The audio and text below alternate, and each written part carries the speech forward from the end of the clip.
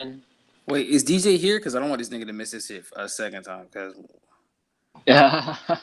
Okay, that means DJ is here. That's the DJ laugh. All right. Whoa, I got the. Are we live? We good? We are live. All right, bet. So, what is up, guys? Today we're discussing My Villain Academia. We got my boy Shisui the Teleporter. Introduce yourself. What up, guys? I'm sure you guys may or may not have heard of me. I got a small little channel, and I appreciate Aniki for putting me on. And we're gonna discuss some My Hero today. I guess that's what we're doing. We got my boy DJ Owl. DJ, you got to introduce yourself. Oh, DJ's muted, so we going Ace. DJ be out here tripping. You really do. All right, and then we got. He might have walked away. But we have the Bishop of My Hero Academia, my boy East. Please, the floor is yours. I gotta mute myself. Thank you, brother. Thank you, brother. We are here today on this glorious Monday. We are here today to praise him as none other than known as G to the O to the A to the T to the K to the O to the I to the oh no. His greatness is so great that I can't even contain myself. I can't even spell right. I said a G to the O to the A to the T to the K to the I. Whoa, you're messing up again, brother. Take it back again and praise his greatness. I said the G to the O to the A to the T to the K to the O to the S to the H to the I.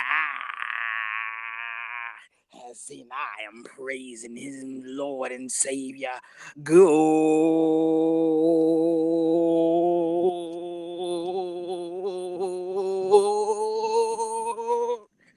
Coach! Brothers, we are here today to praise none other than My Hero Academia, the greatest manga ever created, by one of the greatest mangas to ever live, to ever have done it, to ever have seen it, ever before. And you believe in your soul.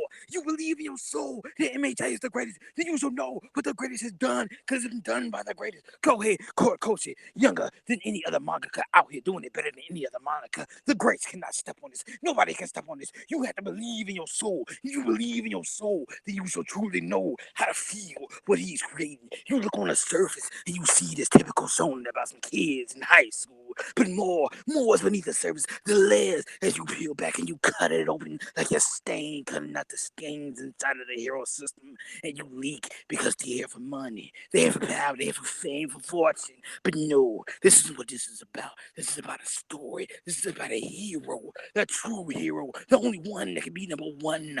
You might come, you might fight, you might praise, you might bleed, you might even die.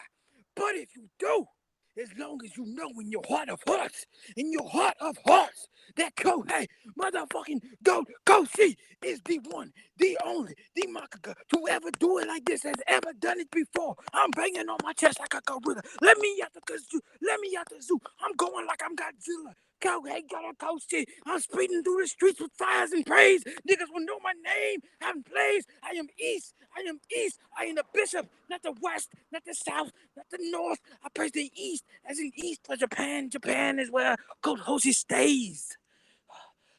You thought I was finished, but I need a praise. I need an amen for my brother. Amen, Shisui. Amen. Amen, DJ. Amen. Amen. Anarchy. Amen. Amen. There we go. I need the choir. I need all of the choir to join me in the back and sing this gospel praise. Go hey Kurikoshi. Go hey Kurikoshi. Go hey Kurikoshi. Praise ye is our Savior. Praise ye is our Savior. Louder. Praise ye is our Savior. Hallelujah. Got a spirit. Got a spirit. Got a spirit. I'm on fire. Put me out. I'm on fire. Put me out.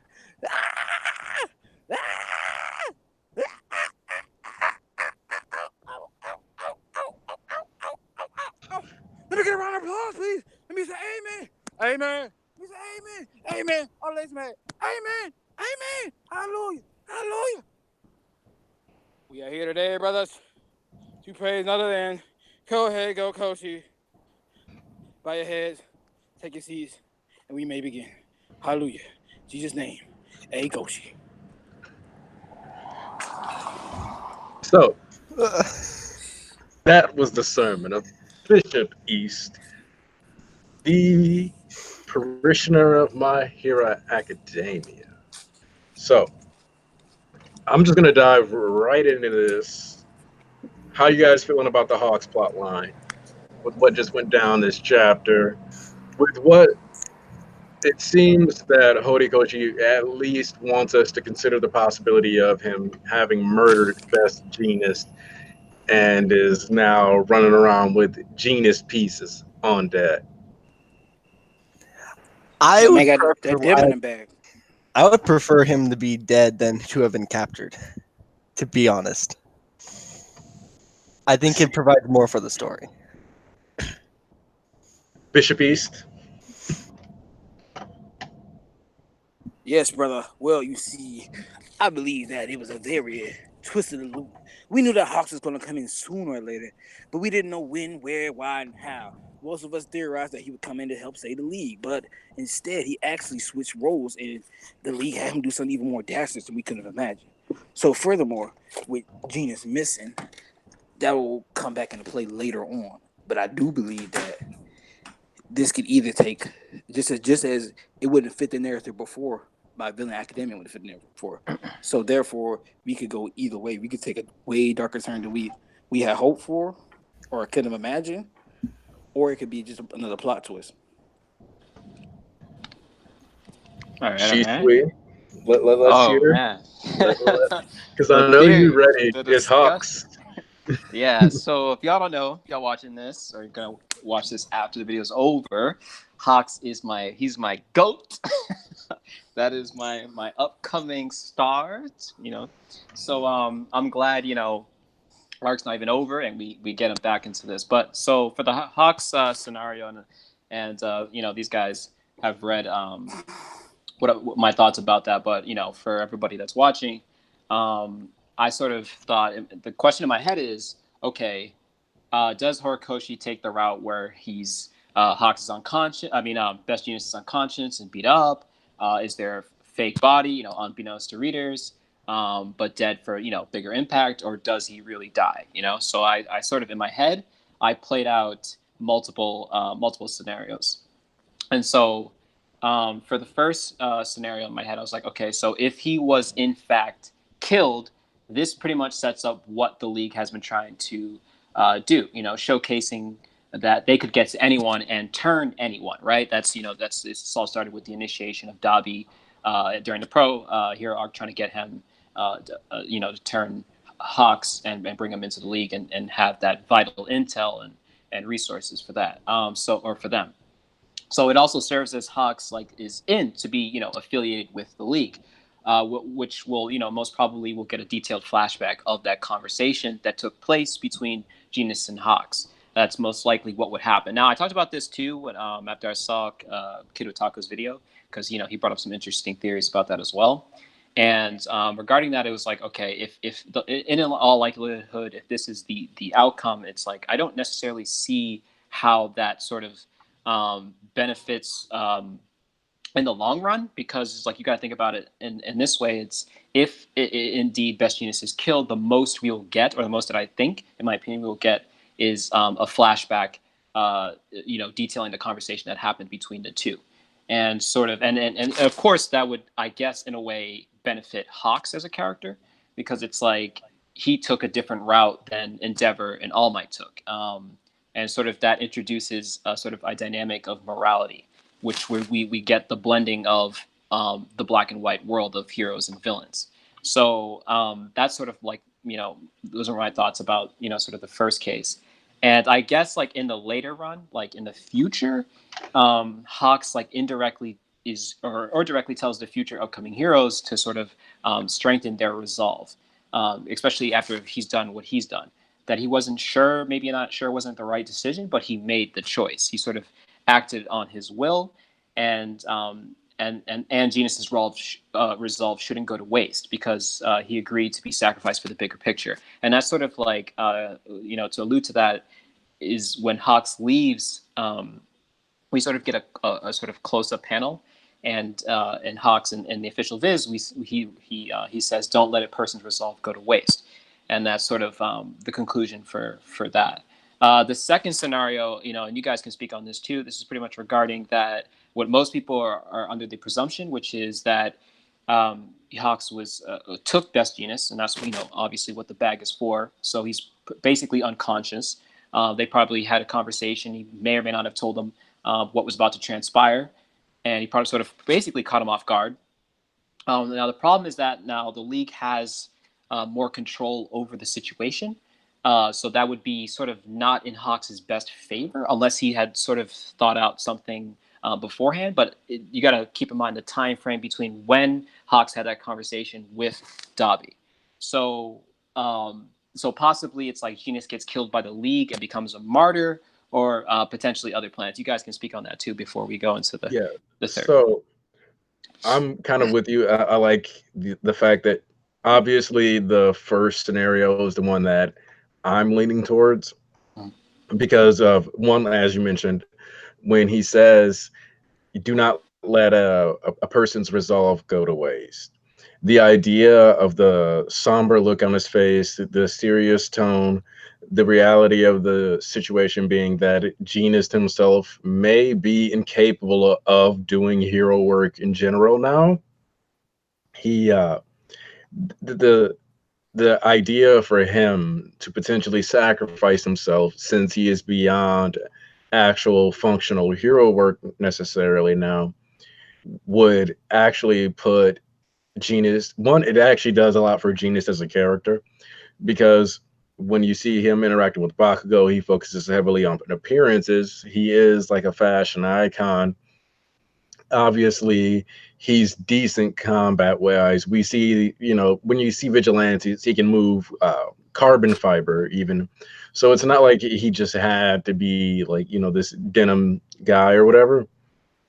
But the reality is that he's not up to par. And he himself may acknowledge that he's not going to be able to fight crime in the same way. But if his sacrifice does net them in the long term the downfall of essentially the most prolific terrorist organization in Japan at the time, then I could definitely see him being willing to take that L, especially because that bag isn't necessarily Jenis sized. Like Jenis seems to be at least the same height as Hawks, and that bag is way too small. Yeah, like did he fold it? Like that's what I'm saying. That's why I'm on the Jenis pieces. Like you brought that to my attention. Like, and when you look at it, there's like little stainings on the bag that could very well be like the byproduct of blood. And his sidekick's freaking out. I think that Jenis is the kind of character who had, as he put it, morality stitched into the fiber of his being, and would go down for this, because he knows Hawks is in this position.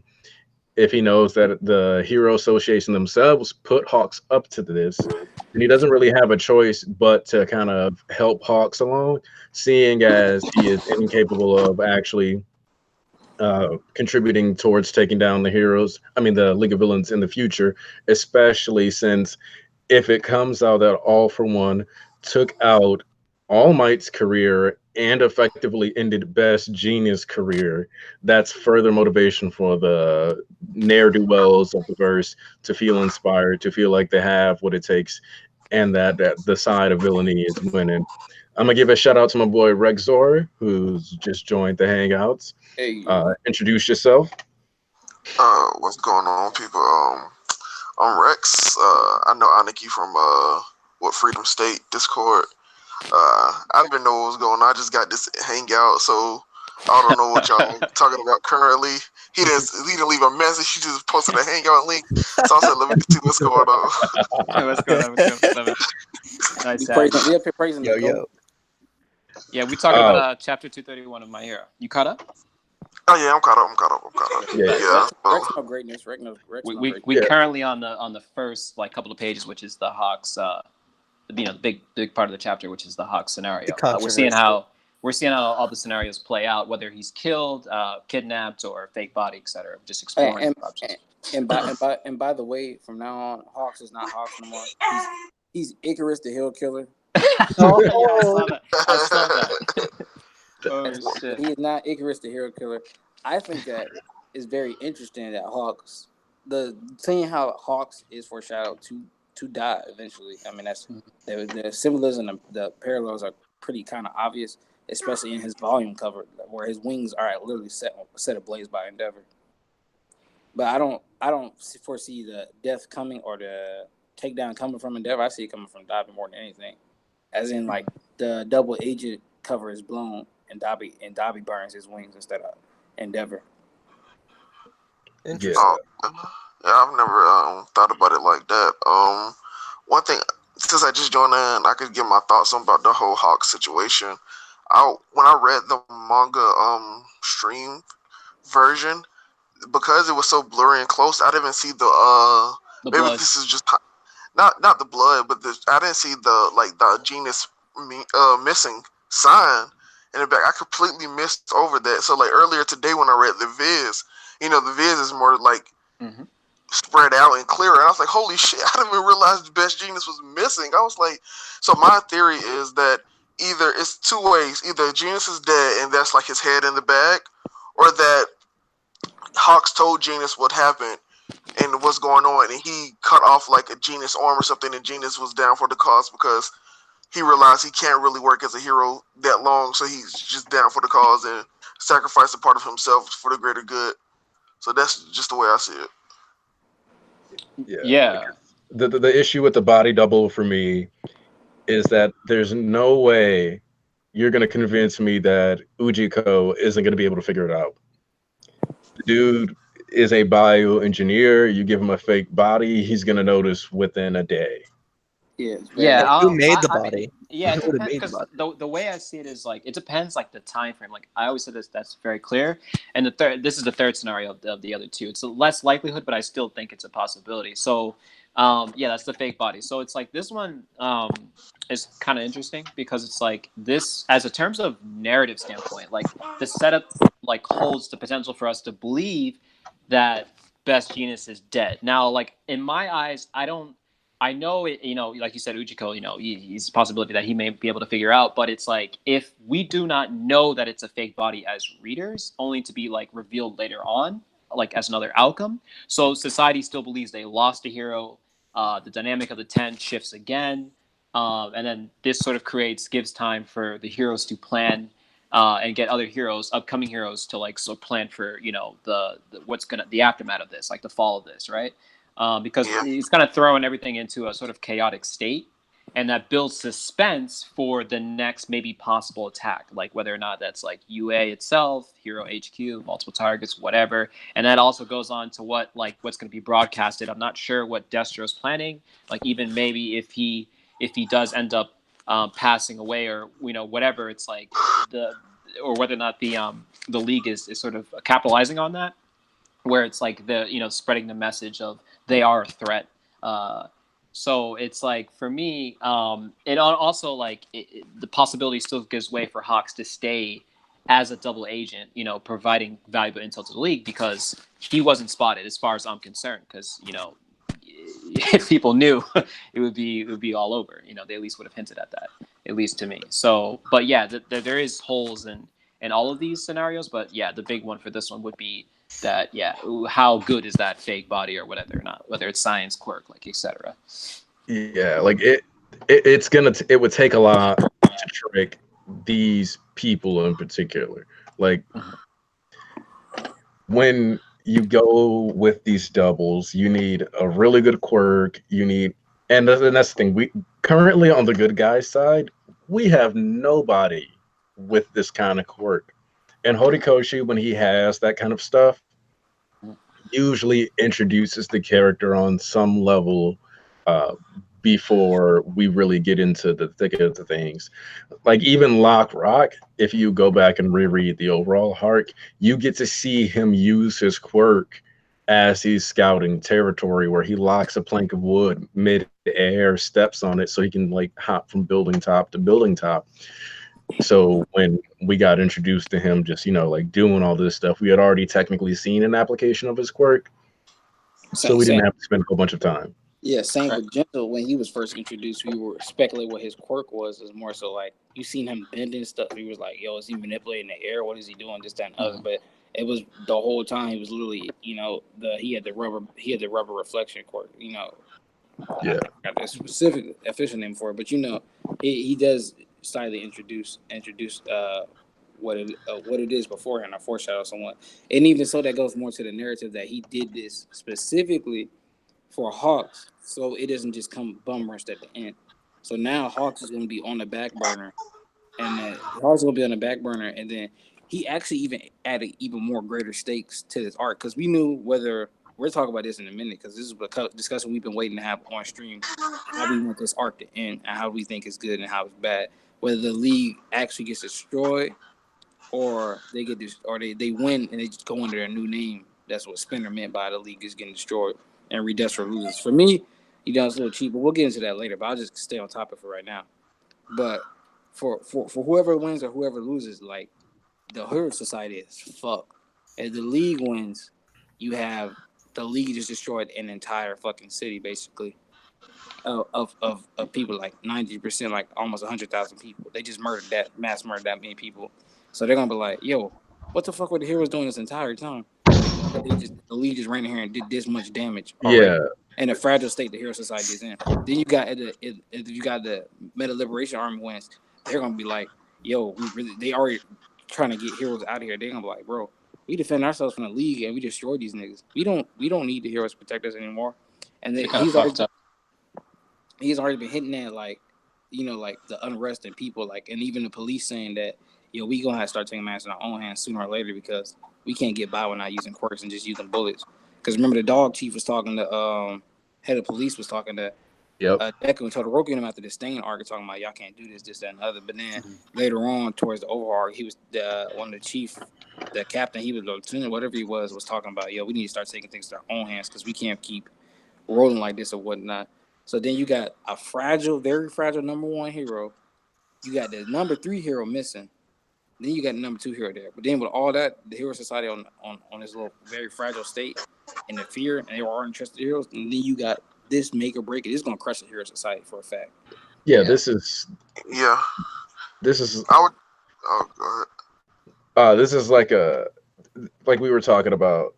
The problem, like the thing that is both a problem and a boon to this arc is that no matter whether or not the MLA wins or loses, they still win. Yeah.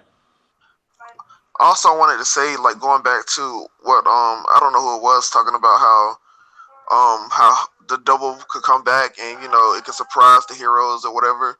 I also want us to know that this is the rise of the villain saga. So just like how we had the previous saga where the heroes was winning everything, I think this saga is, in particular, is going to be the villains winning every single. No matter how the win comes about, they're going to win. There has to be set up for the society to crumble. So I don't think the heroes are going to get any wins in this saga at all. So in this saga, we've not seen the heroes really win. Because everything has been towards the benefit of the villains, even the high end. Even though you could call that a failure, they saw how fragile the number 1 hero is. They saw that he can't take over the place that All Might was. It took 2 heroes to take down 1 high end, and they have 12, 11 plus all the quirks that are improving from the League of Villains and all their followers that's going to come along. So it's the heroes are not going to win anytime soon, and I think that's the perfect way to have a time skip. So after all the losses, you can have a time skip where the heroes finally do come back and start slowly getting wins. But honestly, I think Horikoshi is doing a good job because now, honestly, before this, I was like, I want the heroes to win all together. But after all the backstories of the villains, I kind of want them to win. Honestly, I know it's not gonna happen, but I would really like the villains to win it all. No, But this Okay, I'm glad you said that because yeah, I was laughing to myself the other day, and I kind of thought about how Horikoshi is low key kind of setting himself up where he could perfectly execute the final arc. But if he keeps doing the things that he's doing with these villains, with these characters, people are gonna hate the final arc because the heroes win. They're gonna be like, no, no, no, no, no, no, no, no. Shigaraki, you know, like twice? You got twice in jail now? No, yeah. no. Like, that's how that's how people are gonna walk away with. Talk Gonna about walk it now. away with like, no, no, no, no. I didn't want twice to go to jail. I didn't want Spinner to go to jail. Give Compress his magic act back. Like, no. Like Listen, Yeah.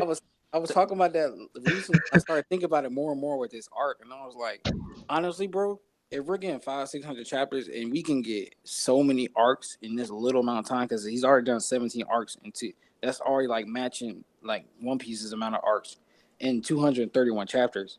He specializes in short arcs, and it took one chapter.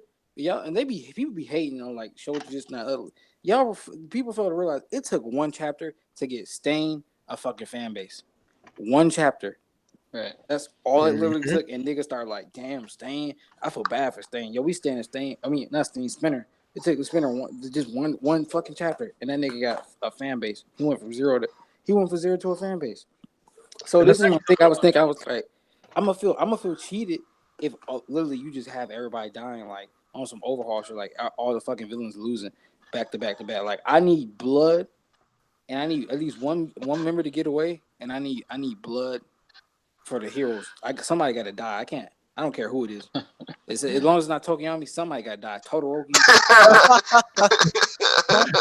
Somebody got to take an L because this whole here the way we building this up, Shigaraki, and it's gonna feel cheap. One thing about villains, like okay, villains is already at their peak most of the time. In the exception, maybe Dio Brando. Most villains are already at their peak for the most part. So like, but this we are literally getting a whole villain arc dedicated to Shigaraki and his team. It's like Yeah. You guys were speaking on. Oh, go ahead. My bad. You guys know that every time Deku gets the parallel, Deku and Shigaraki get parallel. So every time Deku levels up somehow, Shigaraki levels up mentally, or in this case now he's level up physically, and he's also whether he wins or not, he also got the high ends now. He's finna get Gigantomachia eventually soon enough. So Deku Man got 6 quirks, but Shigaraki just boosted up too, and that's not always by his quirks. Like yo, you might have all these quirks, but nigga, can you be everywhere at once? If I send Gigantomachia all across Japan, I'm fighting you, and I got fucking 12 high end normals that one alone was beating Hawks and Endeavor's ass. What you gonna do about 6 quirks? Cause you gonna be sitting here fighting me the whole time. Oh shit. So like that's what I'm saying. So it's like they parallel, they grow side by side. So by the end, if Shigaraki is gonna lose, I guess we had to, which is bullshit. But we gotta accept. I'm gonna need something like the villain, the hero for me to not feel cheated. The hero, somebody on the hero side has to die, more than one person. Yeah, we're not there yet. We're not there. slow that down. I'm counting on deaths, but now I'm glad you mentioned this because one of the things that I liked about this chapter is that there was blatant Shigaraki hype built into this chapter where you see them like, no, no, no, we gotta like save up Shigaraki's strength. Like his allies are kind of like, no, no, no, no, no, no. We gotta keep our leaders strong and ready for the final fight. But there's also, if you look close, I didn't even notice it like when I was reading the manga stream, but it's easier to tell on the Viz. And Caleb Cook pointed it out on Twitter. Mm-hmm. Shigaraki dissolves a missile mid-flight. Yeah. Like it's coming at him. No. Yeah, he's broken. He's like we don't do that around here. Damn, I know. And also Shigaraki is in a nerve state. He's sleeping, has been doing this for a month and a half now. So we're not saying like Shigaraki in his prime at the moment. So like it's crazy. I did the math a while back and he had been awake for about 50 hours and 24 minutes, I believe, was the time during all of this. And so now it would be like roughly 50 hours, 31 minutes, something like, or 41 minutes. So basically a solid 2 days plus awake. And there's a part of me that's interested if maybe Twice is going to start cloning Shigaraki. just so that he can get like a quick power nap for like 30 minutes. This is a great detail. I don't know if you guys noticed, like when Horikoshi's been drawn, Shigaraki, especially in this last chapter, it looks like he's half asleep. Like his eyes are like drowsy and closed like halfway. Yeah. Like usually his eyes are like kind of attentive and open, but now it looks like it's like he's really like fiending for sleep. Like you could tell like he's like depleted, dehydrated, hungry. Like because I don't think he's had a chance to like really eat or like get any type of rest. So like he's really running on fumes at the moment. I mean, even if he ate, he threw it up.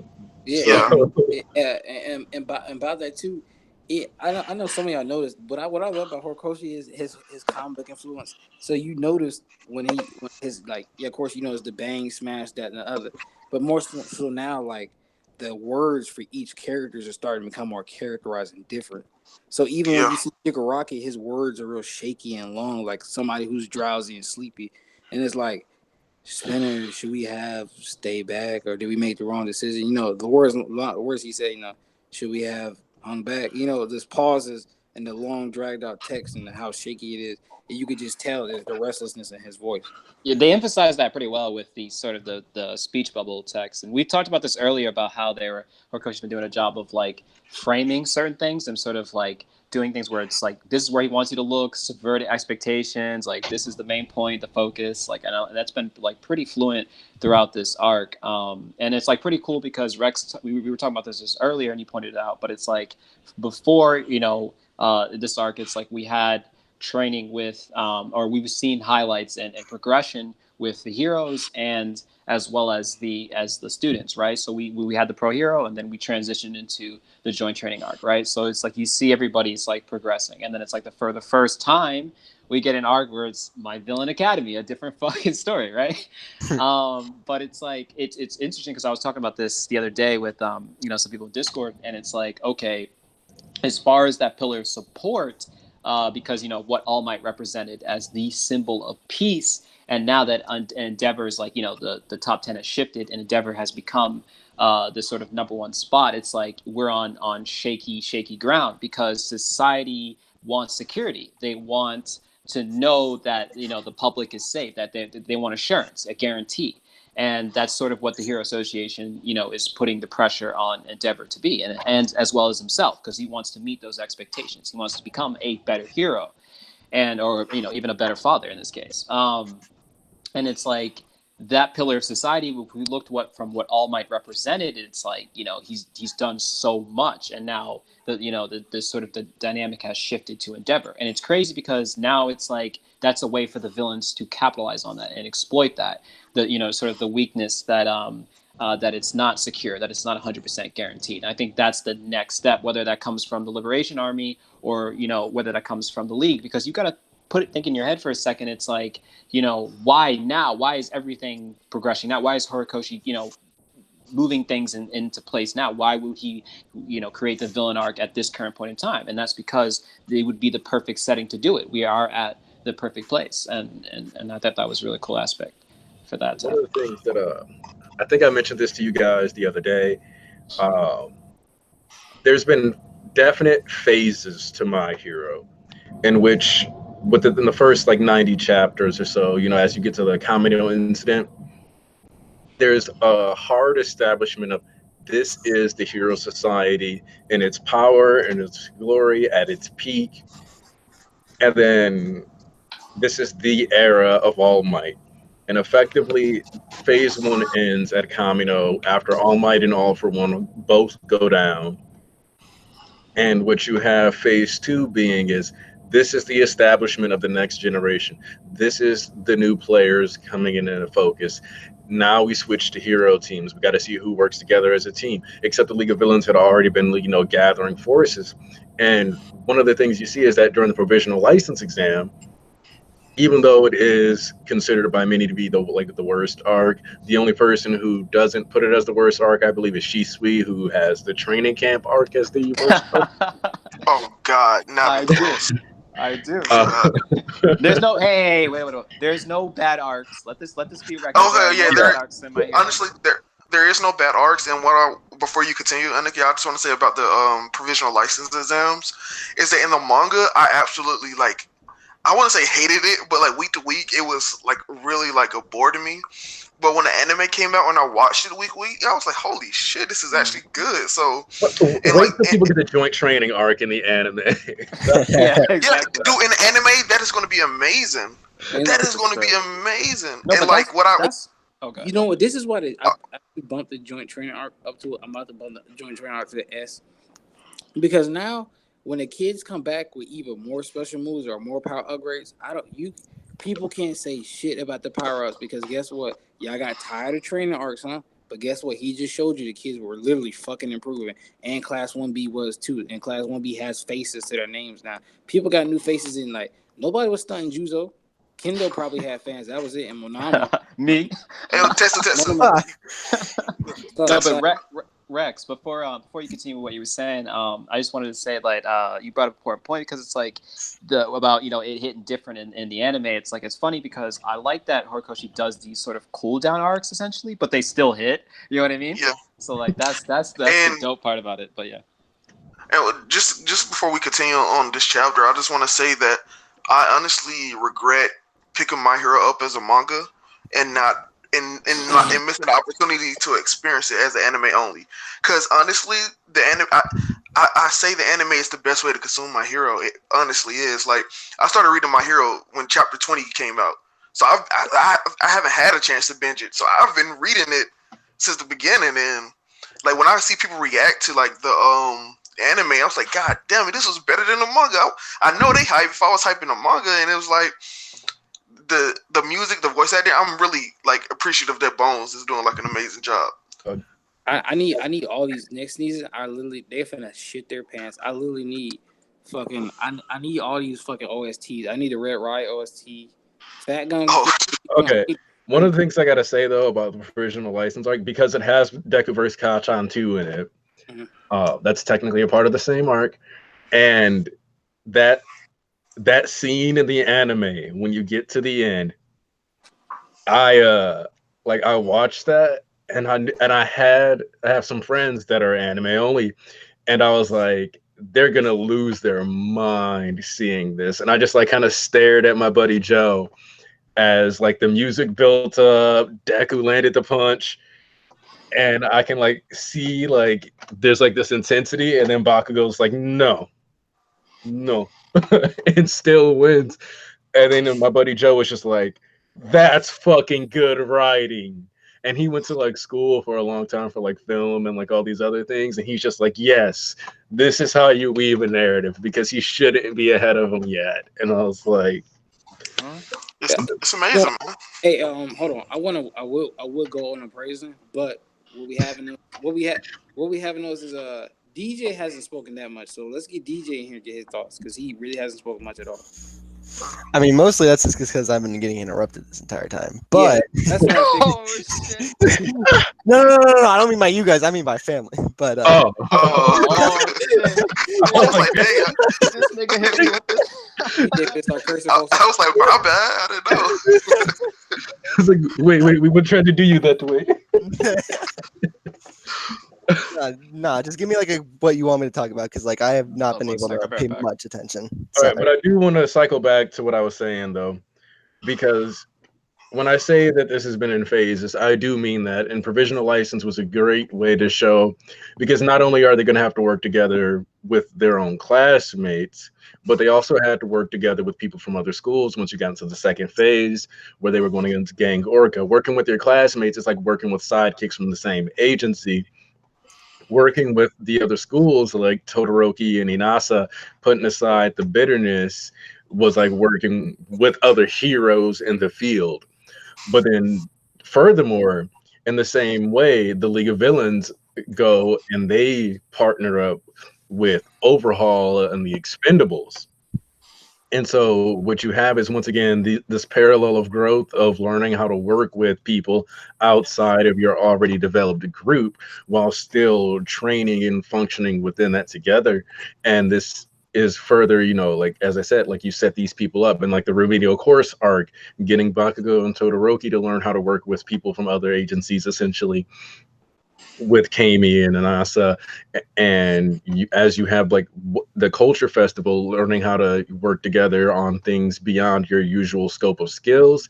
And while that arc in particular did not focus on the League of Villains at all, because the culture festival was a cool down arc not only for the students, which I like the fact that unlike in most anime, they address the fact that mental health is important and you can't just be out here doing this kind of stuff, dealing with children and getting yeeted apart and put back together like a jigsaw puzzle. That stuff affects the psyche of a teenager. And he's like, yeah, everybody needs to cool down. Like that was one of the coolest moments for Kirishima, you know, where he's like, are we really about to have a party with everything that nah, like, and Eraser's like, it's not just for you. It still had one of the best fights in the manga. It had Deku's best fight, as far as I'm concerned. It's his straight up 1v1. And so, phase 2, though, like, this is still a part of phase 2. Because now what you have is also the Culture Festival. You actually had back-to-back arcs foreshadowing this one arc. Remedial arc was setting up court counseling and talking about how people's quirks can cause like affects their personalities.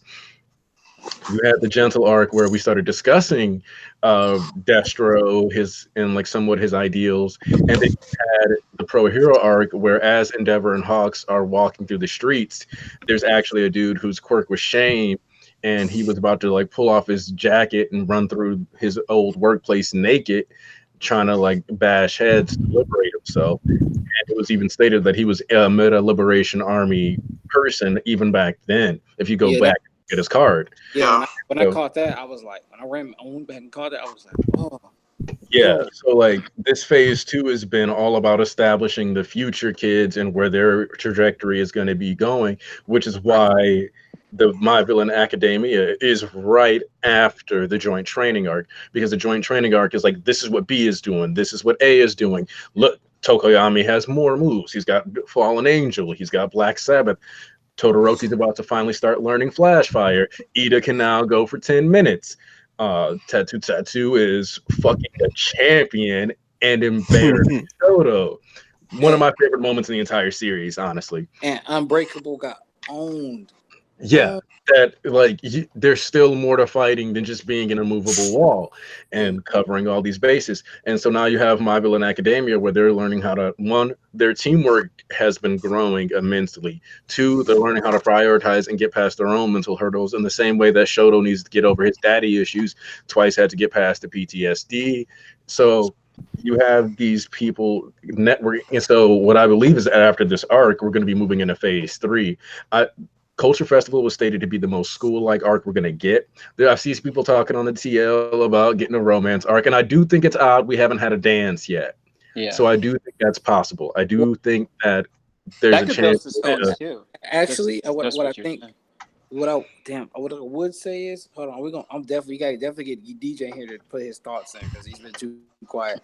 But so what I would say is, I do recall that in Japan they do get like these little around New Year's sometimes. I think they get people chocolates. Some of them for love, and some of them you just get their friends. That's just like obligatory. Yeah, duty something. Yeah, duty. Yeah, something like that. Just something like that, and that could lead to a lot of things. What I do think is he'll definitely sprinkle, because he said it. He set the love stuff up very early on. Like, you know how some other stuff you just pair because it's the main girl right there, and by Bleach is, Orihime and Ichigo, they're always going to end up together because they're there. Or Ichigo and Rukia. Oh, don't let Silvers hear you say that. I'm just giving examples like as to what we would do. Yeah, like, we came Rukia out. That's all it is. Yeah, we all expecting Bakugo Uraraka, Oh hell no! Right? Oh, no.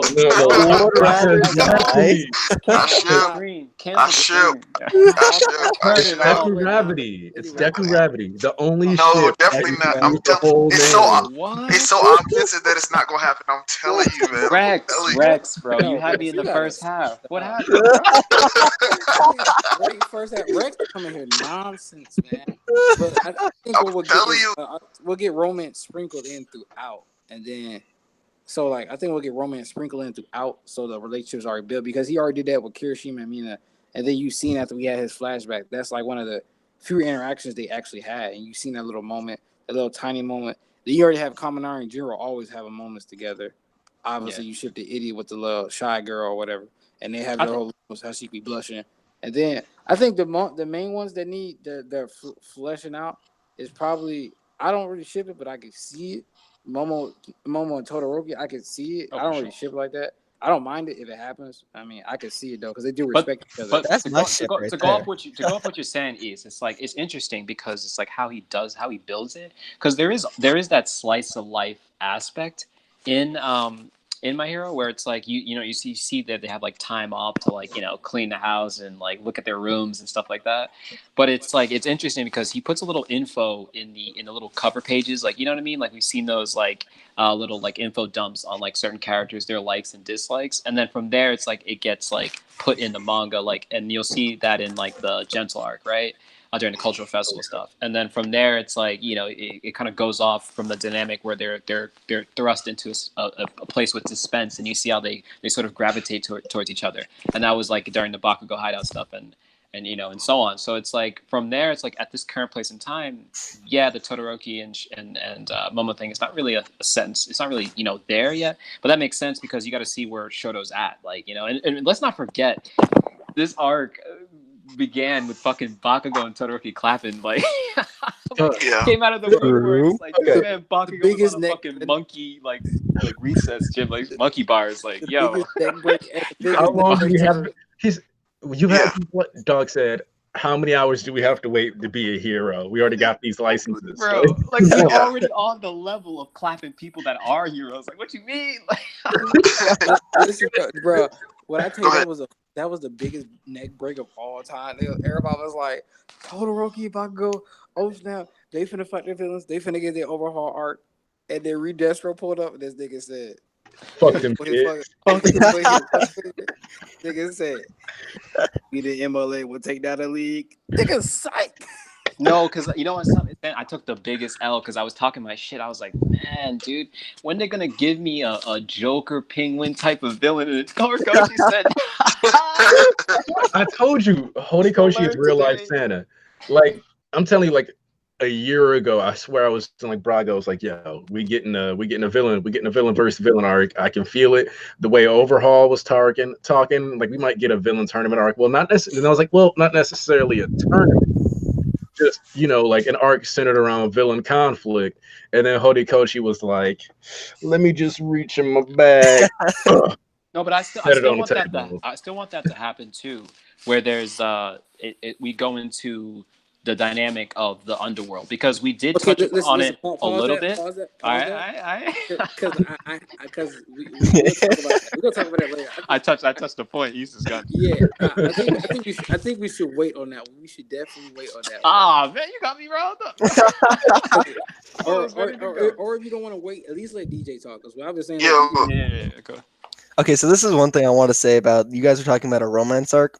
Now, Mhm. obviously, I have a clear bias here because I do like seinen and tragedies more than shonen and romances. But I think one direction, and you guys may disagree with me on this, that it could go is actually if we're where I'm just going under the assumption that the traitor would be in 1A, that the romance that is shown happens with one of them being the traitor, and so the villains say they are in the dance. The villains get into the dance because of that traitor. Oh shit. Ooh. Okay. Okay, that's I would nice. like that. I Yeah, like I that. like that. see why we I let want this man that. talk? Wait, what's I up? like that. I like that. No, but that's kind of that's interesting too because you that sort of pairs the aspect of people would have complaints if we were just doing a dance. You know how other fans, the Boku no Yeah. Hero fans, Definitely. So, I ain't got but it's time. like it's interesting because then we actually get a storyline that's sort of happening simultaneously because we would all be invested because we just gonna be like, oh, it's kind of be hitting, all right, they're doing their thing, and then all of a sudden, pop, like He builds like, up now. Now Yeah. he's real comfortable in that. Okay, hold on. Let me. I was asked. I believe that the villain arc is going to pull on sales. I think this is like when the next volume drops, people are picking it up. Horikoshi eating. I may buy it. We're gonna be in the middle. I mean, you're not even wrong, right? 'Cause there is a chance that I will buy the Japanese volume of this arc, even though I can't read Japanese, just because the art is. Look, every time I like open up one of my volumes, I almost cried. I was reading the Culture Festival volume the other day because the panel, like the art is just so much better, Yeah. In even better person. than like when you're like reading the vids. Like if you've got the money to get physical copies of your favorite manga, I just recommend it because it's Definitely. you just end up looking at it like this is a whole new level of hitting. I just want to make 2 points real quick. When y'all was talking about the how the heroes were working together in the earlier, and then now you got like the villains working together. Like one thing that we also have to realize is that the heroes are all working towards a common goal, even though they like have different aspirations. Like doing it for this reason, they all at the end of the day want to be heroes and protect people, and. But with the villains, they all have different goals that they want to go to, and like they honestly, the only thing that's bringing them together is under the banner of they're outcasts in society. So one, their teamwork is harder because they're not supposed to get along. They're all supposed to be individuals going against heroes separately. So one, like when they actually do get teamwork, it's like I feel like it's more rewarding in the long run because like with heroes, it's like we're forced to work together and like we are good, so we're buddy buddy, so we do get along in the end. But with the villains, it's like I hate you too, but we all come from traumatic backs and like backstories, and like we will work together. So like they end up working together a lot better than the heroes in the long run. And I feel like they understand each other to a deeper extent. Like with Shigaraki, when he first got the Vanguard Action Squad, he looked them as them like pawns. And then in this chapter, you see like he's really mad that Redestra would toy with twice emotions like that. So it's like the the closeness of the villains will ultimately be much closer than the heroes because they have a reason to get closer to each other. And there's And no then, thing like, oh, sorry, go ahead. go down. Go ahead. Go ahead.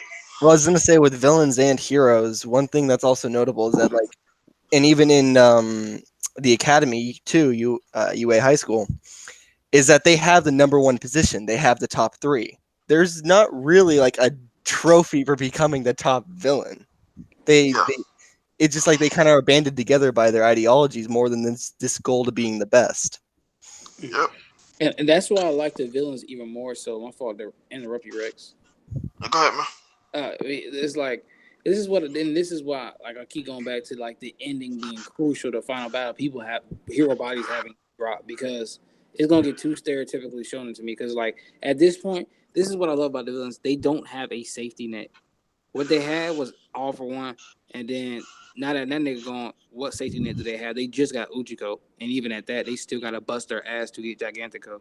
And he only gave these niggas a little bit of money and funding, barely enough. And this nigga Shigaraki's still working night and day, no sleep, no rest to do that. Like, and you They seen like, dead ass homeless. yeah, like Like, Yeah, they're you seen homeless. like we thought after the overhaul art, oh shit, the villain's gonna pop something big, Shigaraki masterclass. We pull back up. These niggas in the fucking they literally in a daycare center, a abandoned daycare center. That shit busted up, and they robbing the KKK. Like Which these niggas. hey, Yeah. What I love is dead ass they squad. don't have this, they don't have that safety net that heroes have. Like the kids get into a fight or they get injured. Guess what? They got recovery girl or some like snickerdoodles. And okay, you guys know sleep in your room. You know you can chill with your friends' parties. That and the other.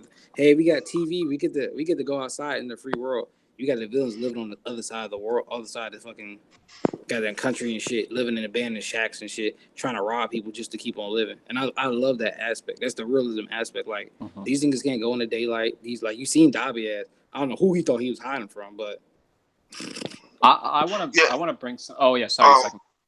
I just want to say my second point was that with the League of Villains and like the Metal Liberation Army, like we were talking about who wins and who loses and who benefits.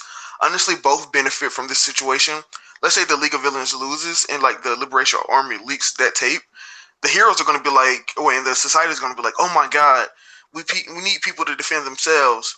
But then you also got to look at it from where people who are outcasts are looking at the League of Villains and are like, damn, these guys are freer than anybody. They don't live by the constraints of society. So if they see that, then you got more people trying to join the League of Villains. Then if the League of Villains wins, it's like, well, we took down this whole secret organization and we got people joining us off that. And if the Liberation Army leaves, they still recording all of this and still look it out. So it's still like no matter what happens in this, both sides win, even if they lose. So it's like so that's what I like love about this art. Yeah, the hero society crumbling either way after this after this goes. You got the fragile #1 hero that just got his ass beat, that barely survived this unscathed. Then you got the fucking #3 hero missing. Come on now. Yeah, I don't necessarily think it's crumbling, but I do think like we are shifting into Yeah, and that phase for sure. that's what the phase 3 is going to be, in my opinion, because it's kind of like one Horikoshi is like a big Marvel fan, so it is kind of like the MCU formula when you look at it, where you have a phase 1 is the establishment of the world, stage 2 is like getting all the pieces in together, stage 3 is when everything starts to fall apart. And when you look at the MLA's goal, to me, I've said this before, like obviously not on stream, their goal is better accomplished losing here than winning. When they say they want everybody to be liberated using their quirks and all these other things, if they fall here, not even the generals necessarily, because I think that if it starts going south enough, when Giganto pulls up, I don't see Redastro trying to stick around for that. I don't see him wanting smoke with a dude that can punch holes in mountains and Hulk jump to get there. By the way, Caleb Cook, the translator or whatever, posted that it's like a 9-hour hike or some. It's a wild journey to get from where they were to where Deka City is supposed to be. So we're also basically getting a speed scaling for how effectively Giganto can travel with this and how far he can smell, which is a weird feat to think about. But if he basically is traveling like literally across the country to get there. And so if the tapes leak and they've killed hundreds and thousands of people, and that people are going to wonder where were heroes, like East was talking about, like we were discussing earlier, where are the heroes? Maybe we need to protect ourselves. Even these people who were training couldn't protect themselves. Dear God, society is scary. Back to the speech that Shigaraki gave Deku at the mall, actually, is like the mindset that people will start to adapt. Whereas if the Meta Liberation Army wins, even with the footage, there's some people who are going to notice that something's fishy about that, right? Like there should always be heroes around. Heroes permeate everything. Like you hear about the Wild Pussycats, and their team was ranked 432nd, I want to say, when they made their reappearance. So there's a surplus of heroes. There's thousands of heroes.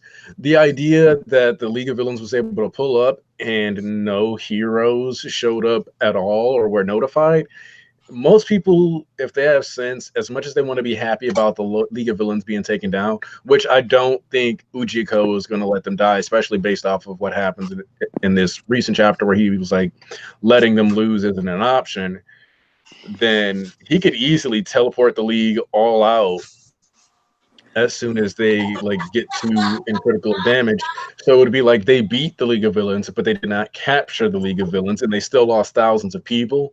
So kind of regardless, you have this setup where as long as if the League lives, their cloud expands, people are going to want to join them, because at the end of the day, the MLA might not be getting as many recruits anymore, but their ideology will spread. Nobody's gonna want to join the army that got bodied by 6 niggas. Yeah. Like I don't care who you are. If you see like thousands of people get bodied by 6 niggas, you're gonna join them 6 way faster than you're gonna go hop in with them thousands. Yeah, I'm gonna so that's what I think. There's there's a missing link. Because it's like, for me, it's how Destro in the end is going to spin this whole situation. I think that's like the important aspect to take, because we've been seeing it when he's been having his conversation with Jiren and with and with Hanibata and etc. It's like, I'm sorry, Skeptic, and it's like how they have to have how they have this planned. And thought out, you know what I mean? So it's like from that aspect, it's like, if we get to the news and how they spin this, and it's like all these people died at the hands of like you know what I'm saying, like 6 niggas, it's almost like, what? Like people would be like, yo, what the hell? Yeah. But there's still a missing link, because it's like, okay, we were talking about Gigantomachia, you know, showing up and how that's going to play out, and whether or not I think it's maybe Twice, or because Twice is getting Jiren out of there, but you know, we see Shigaraki might pull up like how it's going to go down, but it's like, okay, if Free Destro falls, he probably he probably thought this out too. So there has to be, I don't know, the link as to what's going to connect the league to the sort of the behind the scenes of the underworld. You know what I mean? Because like I was speaking about this earlier, where it's like I've always wanted to explore that, and we gotten a little bit of it when we saw you know, that meetup in the beginning. I think it was like 219, 218. And where they were, you know, the KKK group and all that. Yeah. So it's like we got a little bit of it, but we didn't really get to see it. So I'm sure that there are other, you know, there's a whole mountain and surplus of villains out there. So I'm interested to see what the connection is going to be on how Shigaraki sort of stands above the rest, and how he sort of, all of those villains sort of you know, gravitated towards them. I don't know if it's going to be through the news connection, you know, whatever they spun out. As you know, as the news of what happened in the city, or it's like, you know, underground networks where they heard about, oh shit, like these guys got Gigantomachia. You know Also, what I mean? I think what ties this in is that we know in the My Hero world, thanks to Gento, that there is like a YouTube service. Even though it's not, you know, there is a YouTube service, and so we also know that at least we know people could video edit in the My Hero universe, because Right. Gento said he edited out all the times where he had to fight and use LeBravo's power.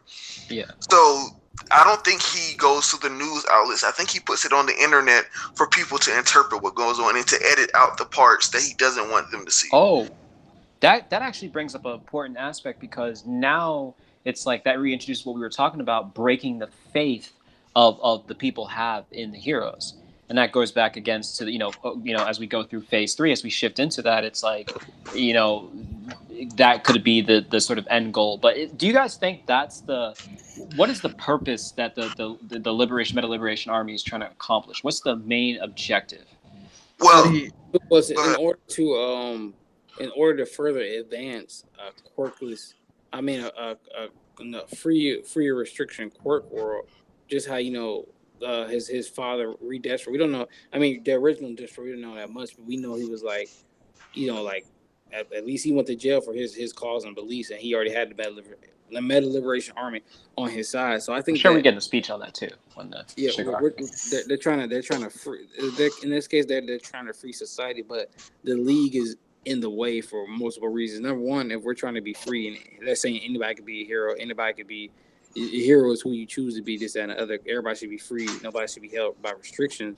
If that's the case, then you got reasons for there. But I think the league is just a catalyst, so to speak. Same way like that, staying in there were catalysts for the narrative to open up more doors.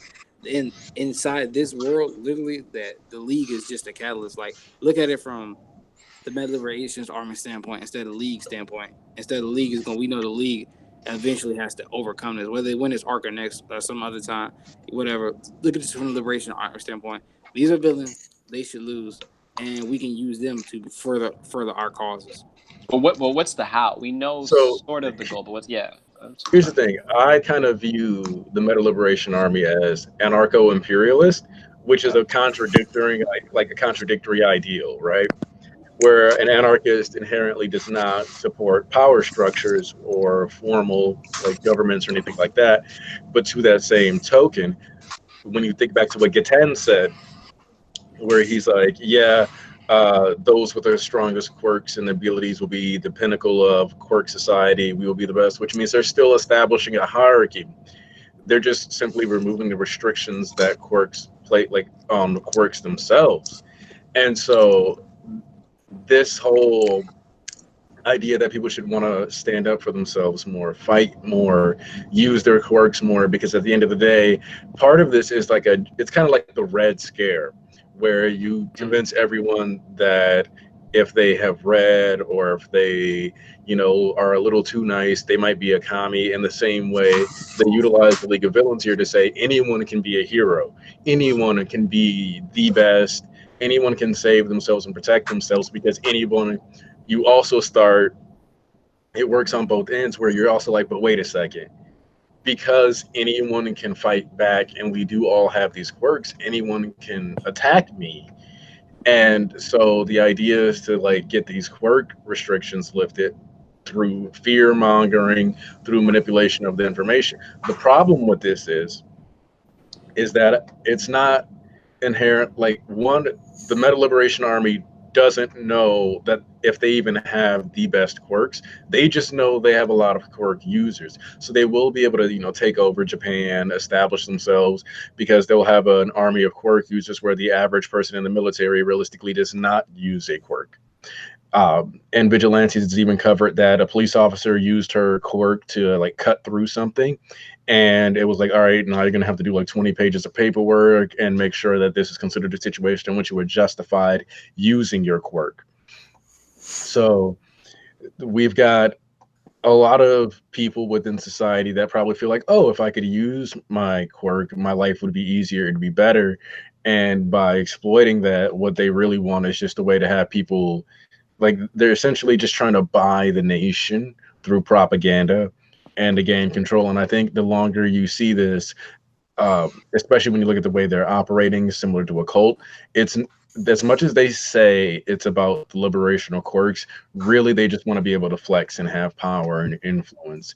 And so they're kind of like a diet all for one, because instead of being upfront and just giving people things that they need or want to be able to get that control and power, they're trying to manipulate their heartstrings, which I'm glad that Shigaraki calls out. But one of the things that I'm also going to point out is that if you notice, as much as I joke about Twice being the like the most cliche shonen protagonist character, now the further we get into this arc, the more behaviorally the League of Villains mirror shonen protagonist, where now you have Shigaraki saying something very Luffy like, I would say, when he's like, "You're trying to manipulate people's feelings," and that's not okay.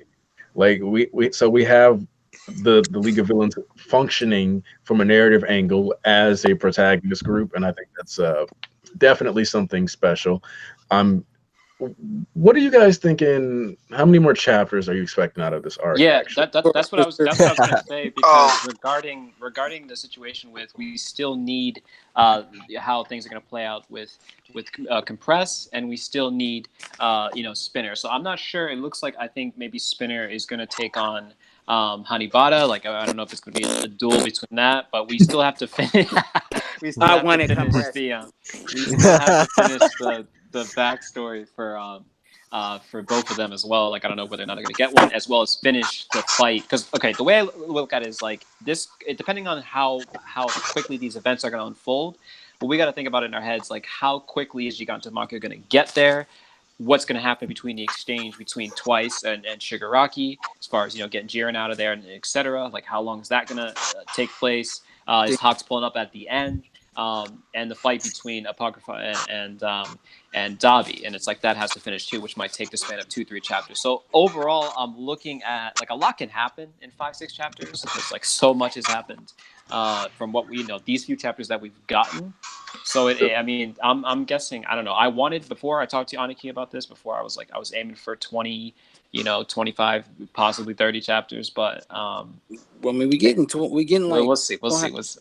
If it's 5 to 6 more, we're gonna have 25.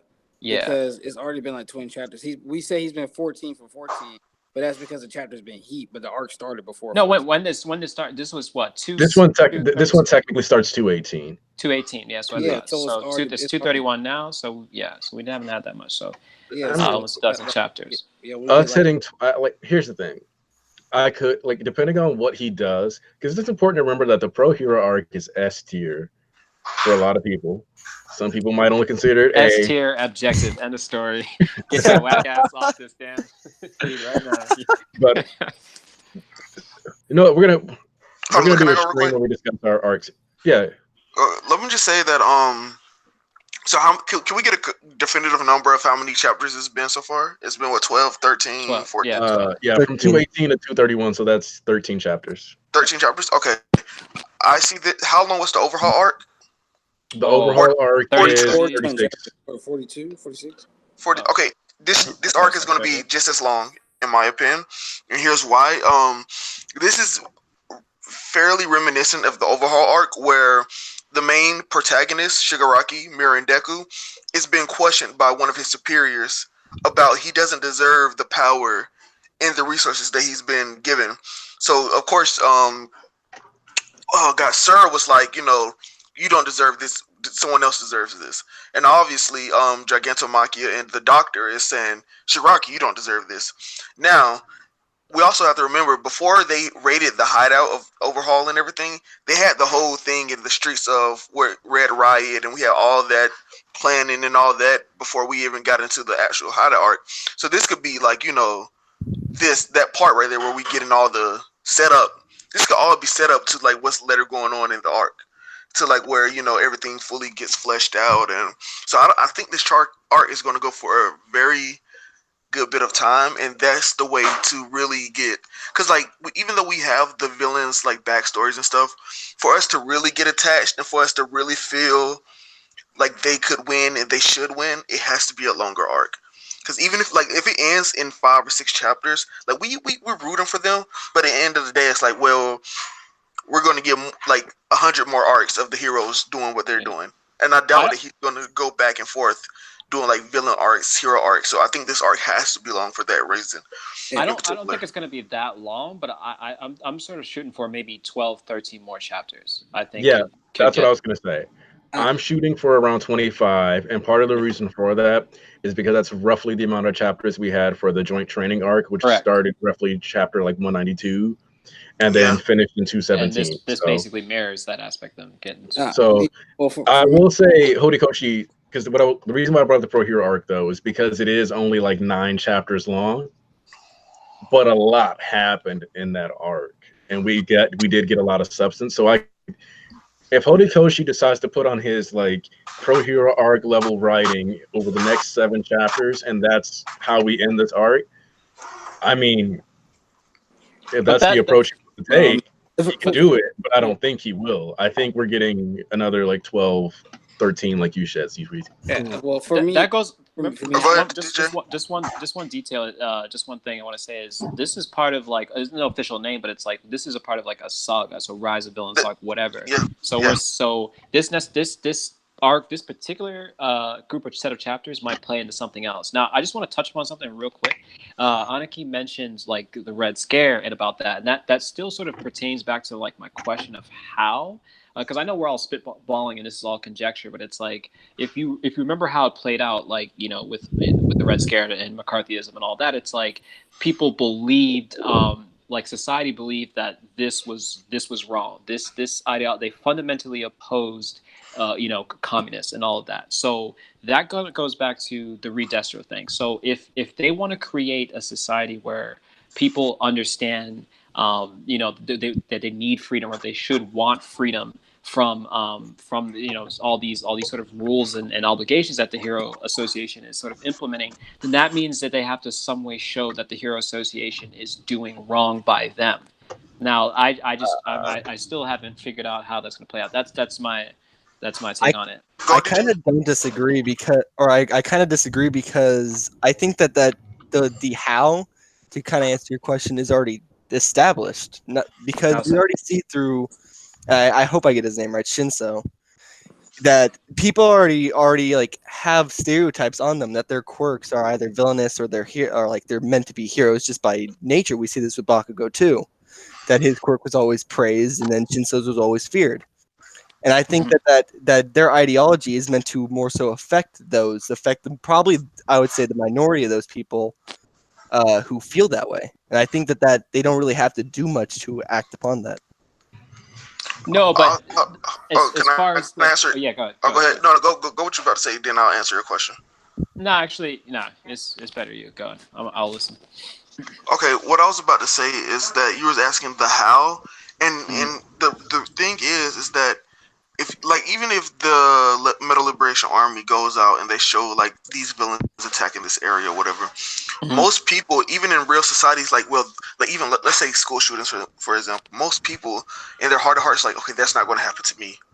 So it has to be something where the average person feels like they have to use their quirk every day.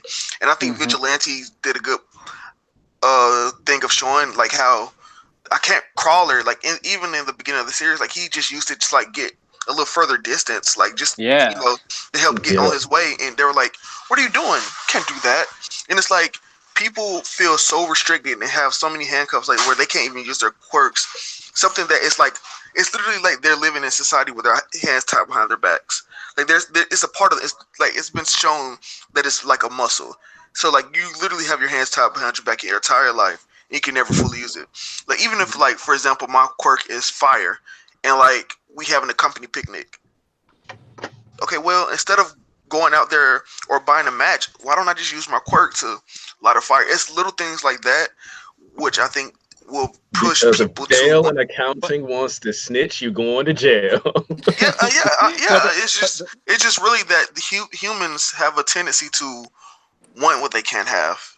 But And that goes a long way though, because there's a certain point where you get from there to like you allying with people as dangerous as them. You know what I mean? So it's like, well, DJ, I, you I did. think You, I think real quick. I don't think that the Metal Liberation Army goal is to have the society ally with them.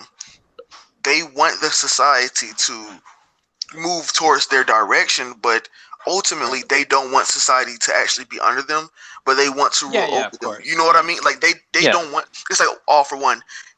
Like nobody knows he's ruling. You're like nobody knows that All For One is ruling over you because he's making decisions behind the scene, but he's still ruling over you. It's like that with the Metal Liberation Army. They don't want people to fear them or to know that they're there, or like that. Of course, they have their followers and believers, but their followers and believers are just helping push their goal. They don't expect everyone in this society to go under the Metal Liberation Army. They just want them to have the ability. Yeah, to have I think their that quirks. I used a sort of like I misworded that, but yeah, go ahead, East. Yes, okay. Yeah, so let me get in there. So what I think y'all fell into realize a little bit more or not. I don't know if y'all acknowledging that, but you have to really realize who Reed Destro has on his side. You remember the details that horror culture likes to put. When everybody was introduced, they weren't just introduced at the table like he really could have introduced everybody just at the table. Remember that the first scene when they all met up? Remember how everybody was coded in the back, right? Now, when we actually got literally introduced, everybody had their specific category lit behind them. Reed Destro's first introduction, he was on the news. He was supporting the people. I am a man of the people. Look at me smiling. Look at me helping these people. People don't look out for you with clothing and these other inconveniences. Like in vigilantes, people might say, "Oh, it's not written, but it has to be passed by Horikoshi." And Horikoshi would not pass up opportunity to expand the world some more. So a little bit of a not kind of spoiler, non-spoiler. Somebody got hit with the quirk enhancement drug, and his thing basically turned into a bigger like mantis-looking creature.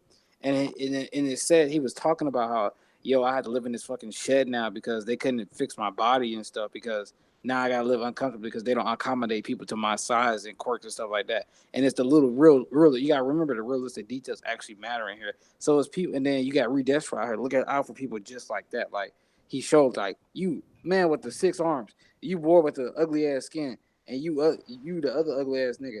I got y'all. Y'all with me. Y'all were big nose. Y'all with me. I'm looking down. I'm supporting y'all. I'm the company man, and his company is building up, building up.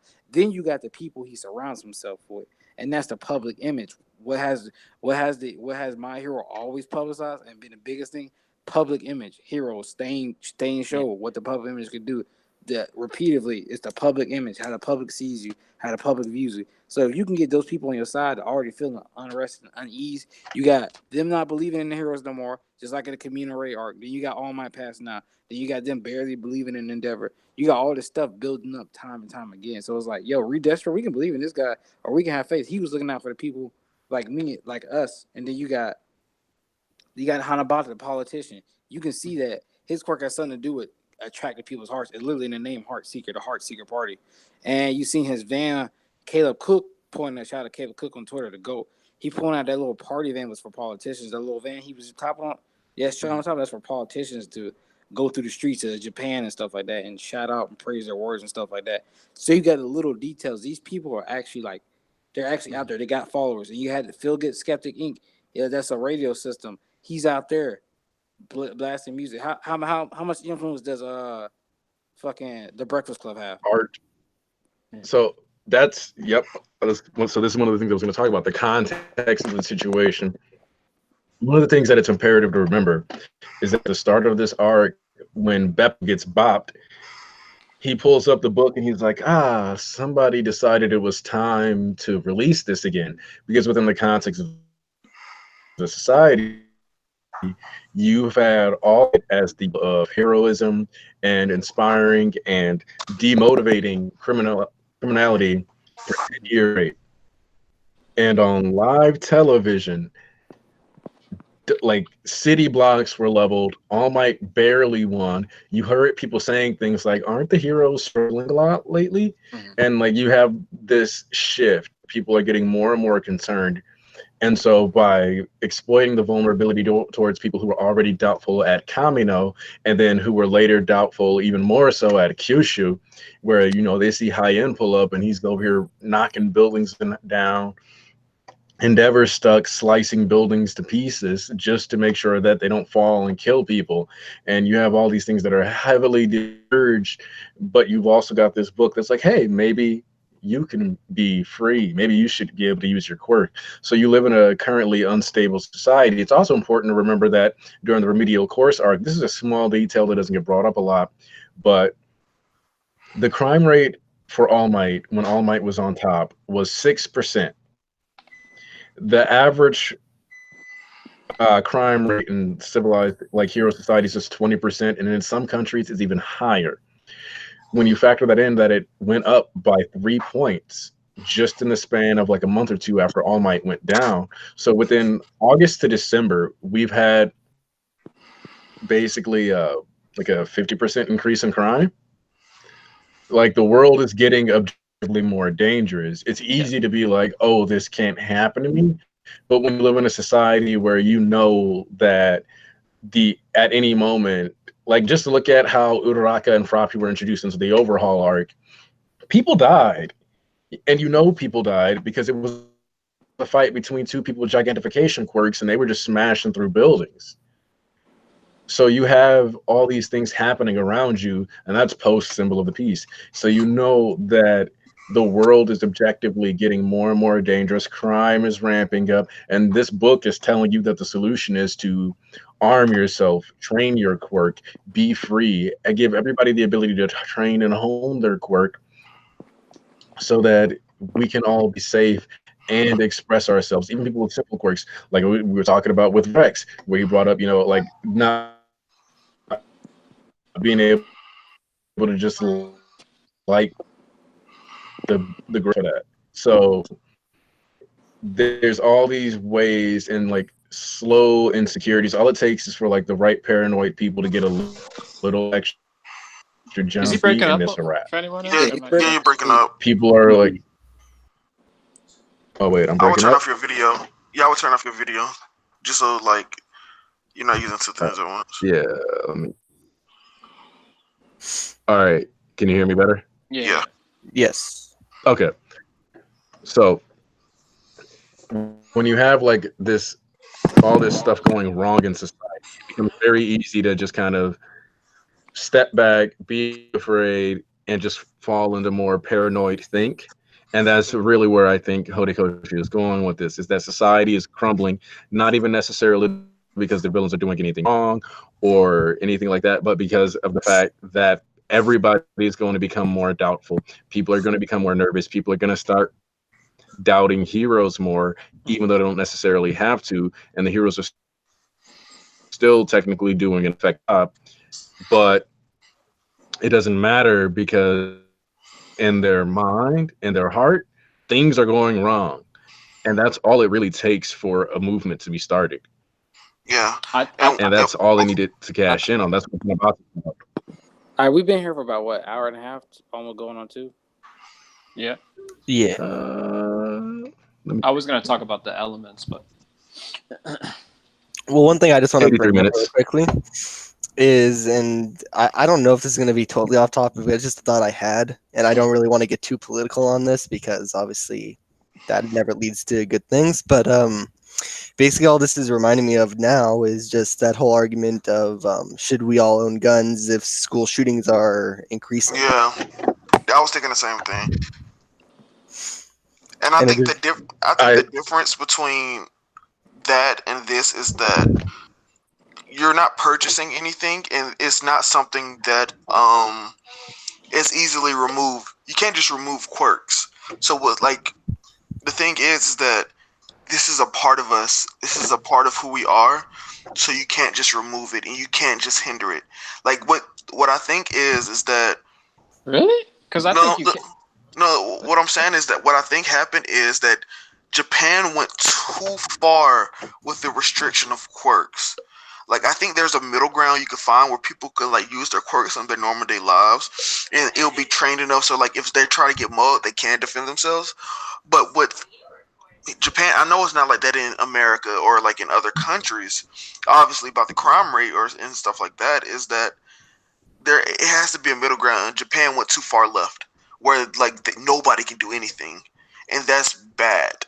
And then like you have another country where they went too far right, and like everyone is just running rampant using their quirks. So there's a very like good middle ground where I think is where the end of the series is going to be, where people are free to use their quirks for like little mundane tasks, but it's not so crazy where people are just like out there killing each other. Because That's where I'm it kind of. oh, go ahead. No, I was just saying that's where I'm kind of confused because like we're talking about all of these elements that are sort of coming into play, and it's like, you brought up a interesting thing because way back during the joint, I'm sorry, the hideout raid arc, it's like you have the doubt. That's where like you see a lot of the doubt comes from, where it's like Aizawa has to answer these questions for people, and he's just like, you don't really want to do. He's like, what? Talking about Bakugo's a trade? Like, what are you guys talking about?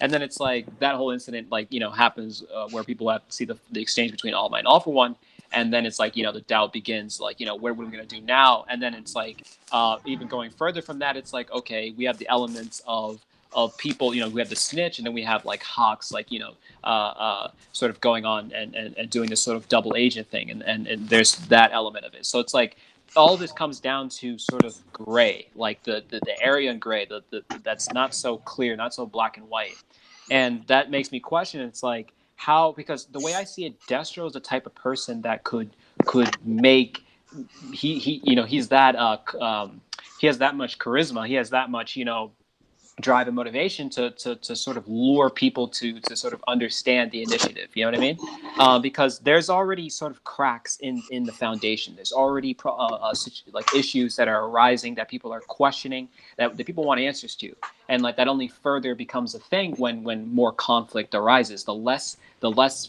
people feel safe and assured, like the more this thing gets brought into light.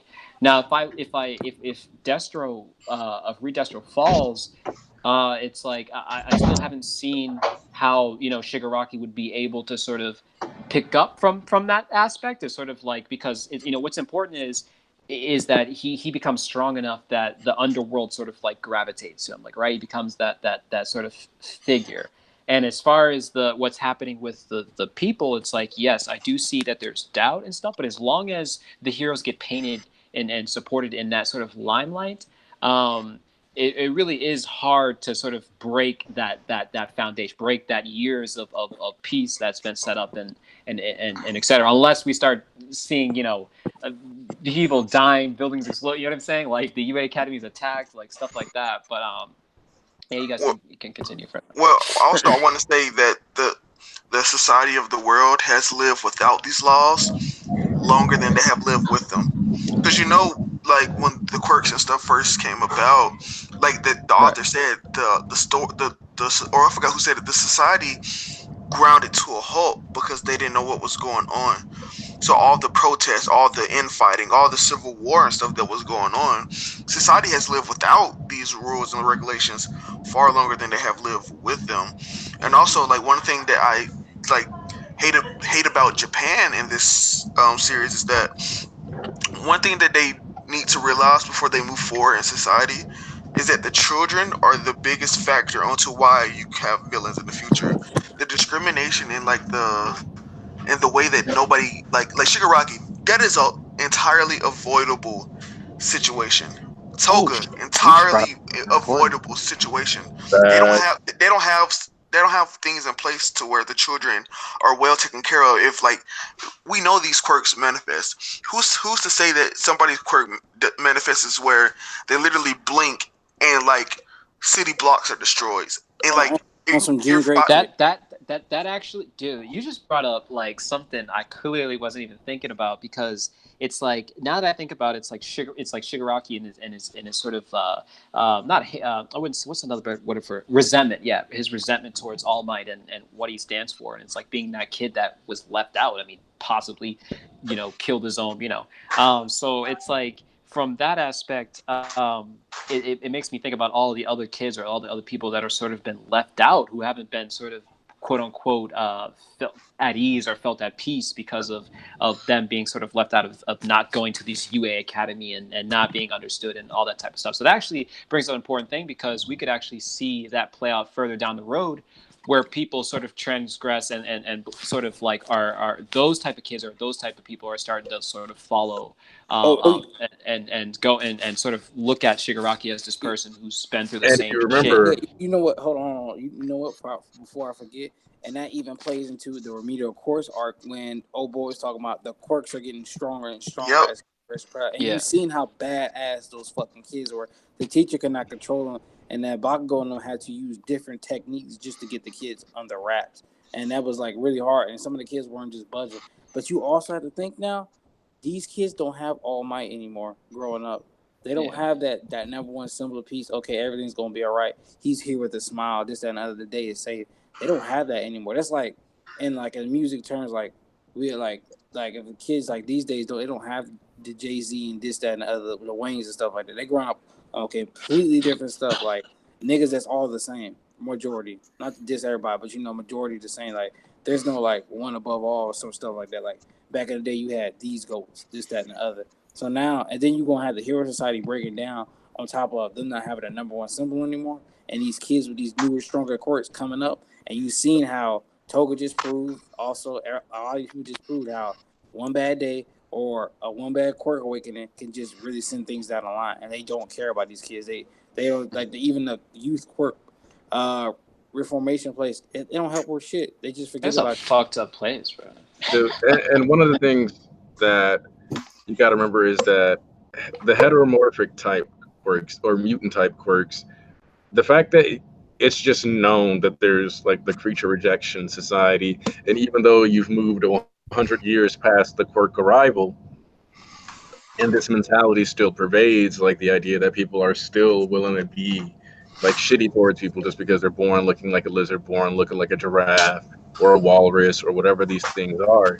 It lets you know that no matter what happens, this is like still a prevalent issue within the My Hero society.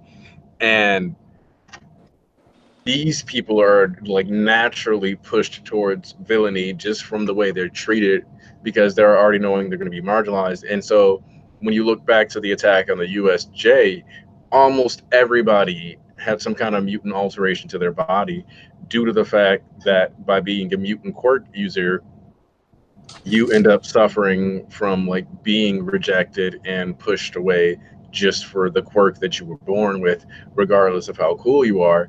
And there's even like a plot line that ended up animated into an OVA where you kind of have Sue and the Snake Girl who become friends, yeah. and before the UA.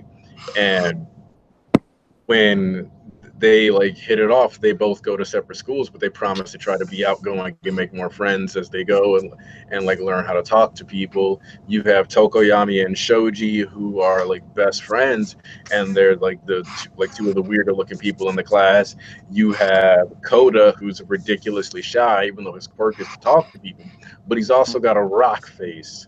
And so you've got all these characters that look funny end up with some extra personality trait that like is shyness or aloofness or something that like indicates like ostracization, whether it's willing or like assumed on their part. And also, I want to say, like, for every Bakugo, there's 100 people that are neglected because they're not Bakugo. Yeah, for sure. That's the thing. I think what we don't really need, just have me thinking. We don't really need like society as like a whole, or not really a whole, just like a lot of what we see from these people sort of questioning what's going on, like that safety, that reassurance, like that's for doubt. But it's like these kids that we're talking about, and these other heroes that have been neglected and have been ostracized their entire lives. It's like they make up that other part. They make up the people that can be persuaded to sort of be on the side of or to understand where Shigaraki or people like Reed Destro is coming from. But it's like that sort of creates that civil war, and that also creates the where you have people on two different sides of this. But that also creates something interesting with the sort of the just with class the students at UA Academy or our main protagonists, because it's like they have to operate now in this gray area. And that's always been a question throughout the series, like what it means to be a hero truly. And Yep. we've seen that get painted in different sort of themes and plots throughout, and with different characters. We sort of get like their take on it. And it's like you see Hawks like doing what he has to do to achieve this. We see Endeavor trying to fill these shoes, All Might trying to be the symbol of peace, like etc. And even with these characters like Deku and Bakugo and Todoroki, where it's like they look up to, they idolize someone and they try to mimic that in some Emulate. way. Yeah, emulate that in some limelight. So it also goes into a further step, because now Horikoshi's saying, okay, what happens when you get thrust into a situation where the person you're fighting, the person that you have a conflict with, is you, who just didn't have the same circumstances, the same opportunities you had to get to where you are today. And that's So sort of That's why that the fight is really fucking dope. that's why I actually view Gentle as a perfect example of that. Because Yep. the reality is that when you look at the way Gentle applied his quirk, what his quirk was, his overall hand-to-hand combat skills. But then you think about like the principal himself was like, this isn't exactly a good school. And when you have somebody with a good potential, but perhaps it just doesn't hit the same way, like the way the educational system is like teaching might not be compatible with every single student. And so the fact that Gentle was stuck in a school that was not necessarily a good one ended up leading to him, like, yeah, you can argue that he was like less intelligent, and I'm not going to sit there and like necessarily fight you on that. But the reality is that he definitely did have high potential as a hero, especially when you think about the fact that he's like 30, maybe 40. So when you combine that, like if you go back just a couple of years before quirks were even stronger, he's definitely in a good spot where he can, like be combative and useful. Because yes, it was with the La Brava buff, but the reality is that he was taking out pro heroes. And even without it, before he used it, he was still doing a pretty good job of fighting Deku. And the average UA student, and specifically, I'm going to say like Deku, Bakugo, and Shoto, are at least pro sidekick to like pro hero level, depending on who the pro hero is and whose right. sidekick they are.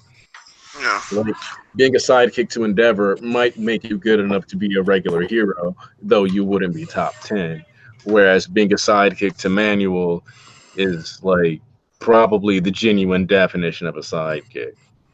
Also, I want to say that what Stain was trying to implement, with like heroes truly been heroes, would, Okay, but would remove some of the caste system into My Hero universe. Because even like the first chapter, when the teacher was like, "There's no point of choose like me asking what do you guys want to do for careers. You all want to be heroes." So there's always already like a stigma of like having a bad quirk, in society, to where kids already like Deku as a kid, like he doesn't have a quirk, so it's like his life is ruined at the age of 5. It's like holy shit! Like at the age of 5, you feel like your life is ruined. So like if heroes are like removed, and it goes back to vigilantism, or like where the people that really want to save people are just the ones that are saving them without not doing it for recognition, not doing it for like any fame or glory or money. And then you have it to where people are not so distraught as kids when they can't become heroes. You know what I mean? So it's Yeah, like because most of them want to do it for the wrong reasons as kids, anyways. You have very few heroes that actually want to be a hero for the reasons Deku or like All Might want to be a hero. Yeah, but and I like how the gray areas are mixed in, like with Stain, and you can even see it in some of the other kids. Like Ida doesn't look up to All Might; he looks up to his brother Ignian. and Like, Yeah. one of the things that I was also going to say, which it's unfortunate because Shisui's gone, but if you remember, we were discussing like how, like where this influence is coming from. It's also important to remember that the day they go to the mall, you actually see kids shopping and buying Stain like headbands and stuff Yep. like that. And the thing is that like while we can look at that as it was just setting up for Spinner to arrive, it can easily have been like foreshadowing and structured to set up for other criminals too. Like we had Toga appear, we had Dobby. Dobby mention it, Spinner. Like we had like three different people join the League of Villains, but that doesn't mean that there's not kids out there that are slowly being picked on in school, kind of rewatching like the video over and over and kind of being like, what, Stain's right, society needs real heroes. And as they feel more shunted and rejected by society, they move closer and closer to that extremism. And then, like, let's say this video comes out and they see Spinner and they're like, oh, that's a Stain fan, he's running with the league still. And like they have all these other things going for them, and they start going, yeah, you know what, we don't need to keep taking this, uh and like they don't have to endure these sufferings that we've been putting up with it just because we have these certain quirks. Now, we got a question on what do you think Deku's other quirks could be? Uh, We just I so we not Invisibility. well, I think that Deku is going to get one more like attack type quirk. Then the rest of them are all going to be utility based. So like Black Whip is more like even though the reason why Black Whip is an attack quirk now is because it got stronger through One for All. Like at first it was probably just like a grab quirk or like something that wasn't like as offensive. literally. So I think he's gonna get one. I think he's gonna get one quirk that's meant to be offensive. That's gonna be super power. It's gonna be super power, bro. One for all. Then the rest of them are gonna be utility based. Like maybe he can slide or like he can heal himself or like there's just going to be things that benefits him as a utility rather than powers because I don't think Horikoshi is going to give him 6 quirks that are attack because then he would just be like a glass cannon and be pretty broken. So he's going to get like a durability quirk. He's going to get like a healing quirk. There's just going to be things that like benefit him overall because eventually when he goes up against Shigaraki, and we saw this with All Might versus All for One, is that All Might was limited, and that's the reason why Nana lost. It's the reason why All Might got his guts blown out is because the versatility of All for One is just too great. And then like eventually Shigaraki has his own quirk. That's All for One doesn't have a quirk. Shigaraki has a quirk he's been working with his whole life, plus the quirks that he's gonna get. So he's also already gonna be more versatile. Plus the quirks he pick up. Deku needs something to make him more versatile in the long run because like I said, when he got introduced to 6 quirks, I was like, thank God, because I would have called BS if you to beat Shigaraki with just One for All. To Yeah, be like honest, really, like I don't see any type of like application technical way that just would have been fair. That you just using that shit, you just pressing through it plus ultra plus ultra plus ultra. yeah, Especially after all this shit we're gonna go through, and all these new power ups, Shigaraki's the all new powers and quirks Shigaraki's gonna get from All for One. Like I'm like, yo, you just pressing through press plus ultra. For me, I don't mind. See, this is the thing that a lot of people get twisted. They keep overestimating Deku's power level currently compared to everybody else in the class, Oh and yeah, they definitely. oh, underestimating. I say that as well. They keep underestimating Horikoshi's fucking writing.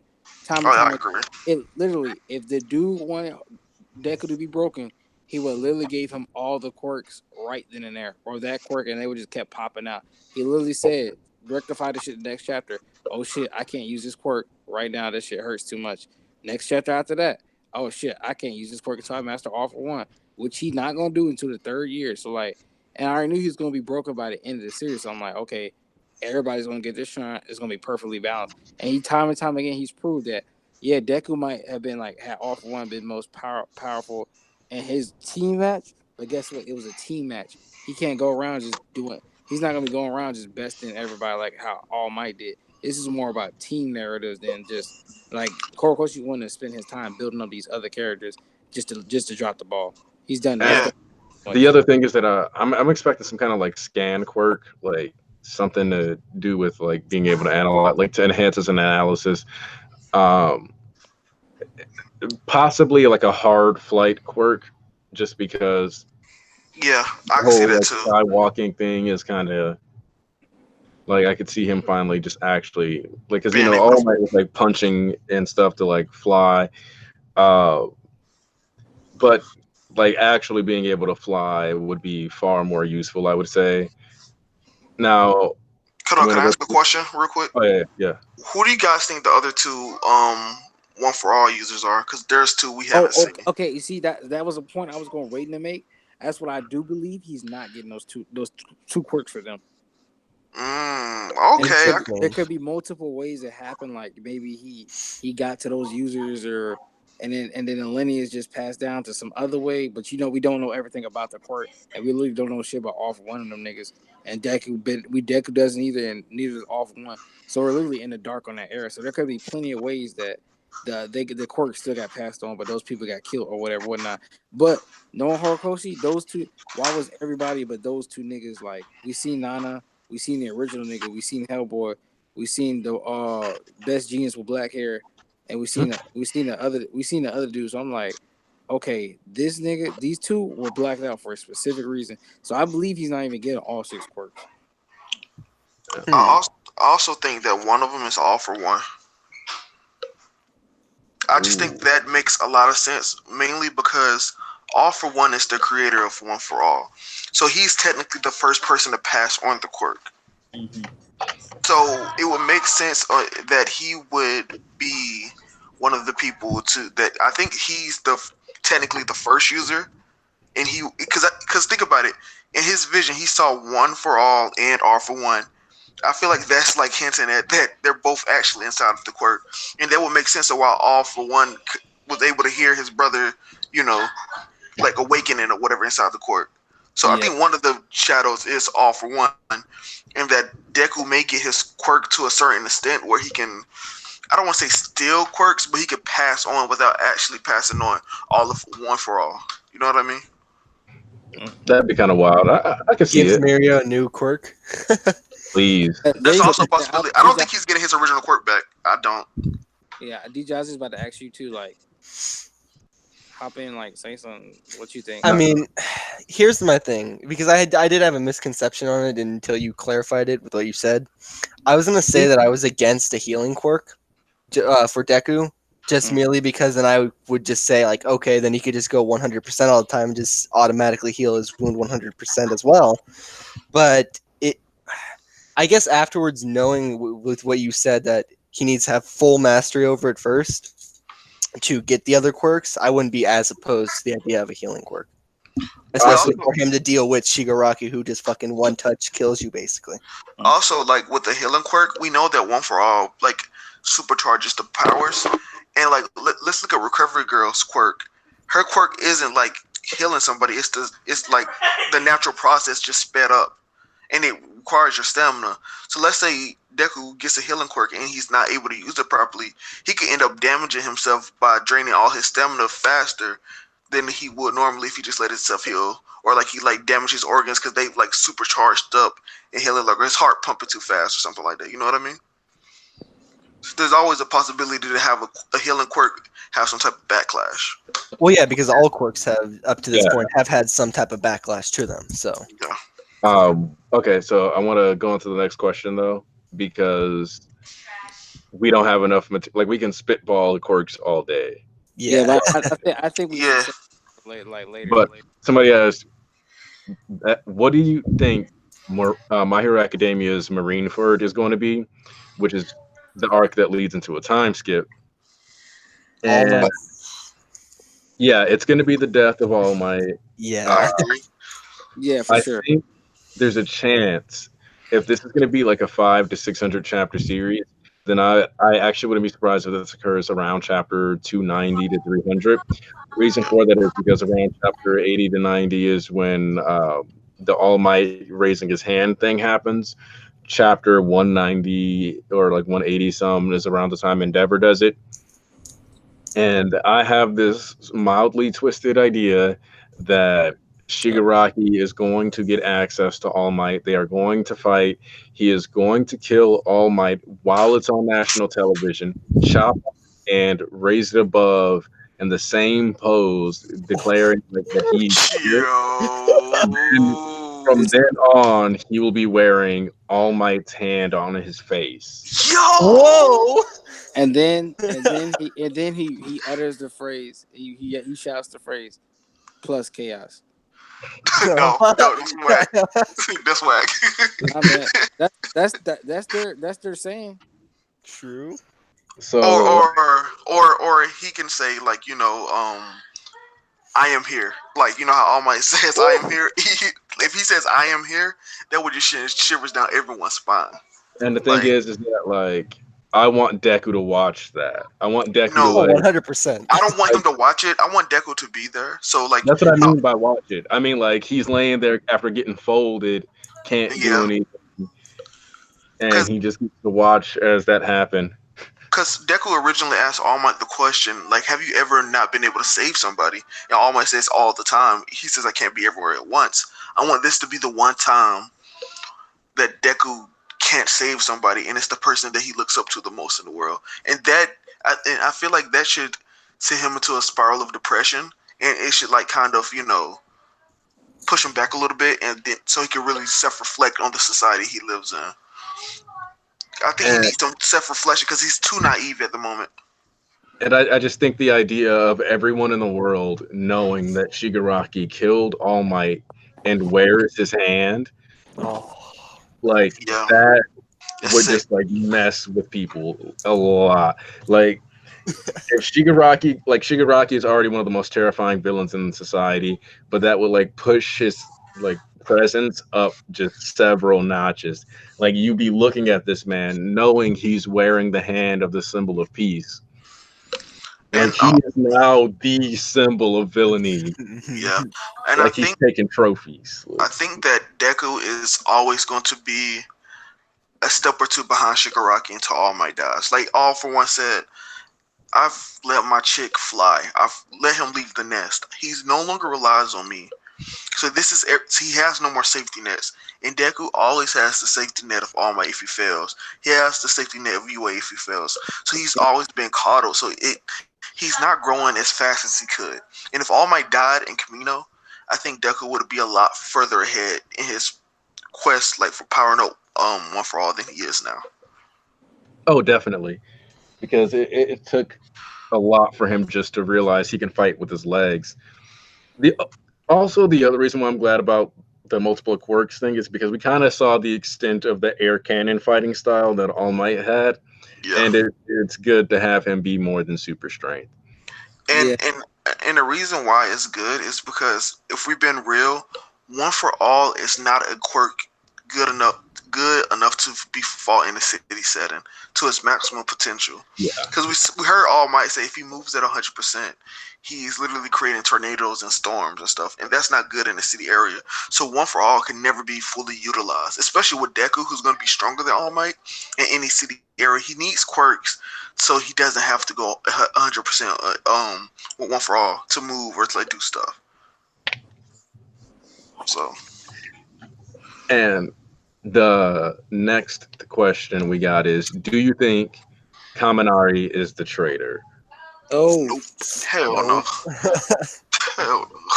we'll be Do the you first. guys have opinions on who the traitor is, though? Listen. When 100% he's a traitor. Like goddamn, no, I was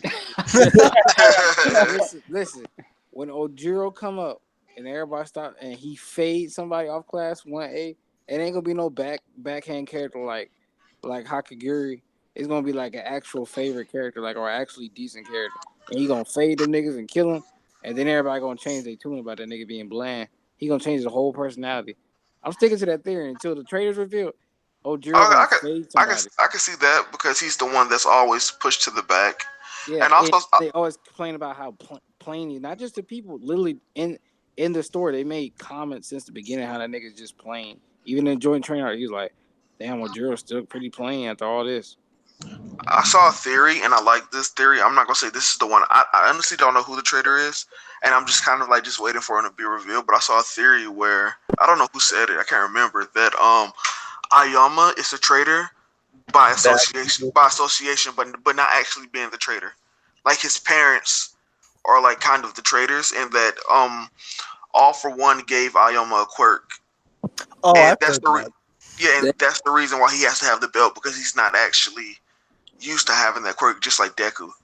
Yeah, somebody Vocal Pond made a video. He said, Oh, that's what it was. yeah, he found the theory and he made a video on it. Yeah, so it's like I think that's a reasonable. I don't think that anybody in the actually, you know what? It has to be one of the students, because there's no way that the League of Villains would have known about the training camp if a student wasn't actually telling that information. Mm. My stance, I've actually been on the Aoyama train for a while because of the whole, like when you look back to the USJ event, and it's like, oh, who's the where were you? And he goes, it's a secret. But then like you have the fact that he never really seemed to be in like true danger during the training arc or the forest camp arc.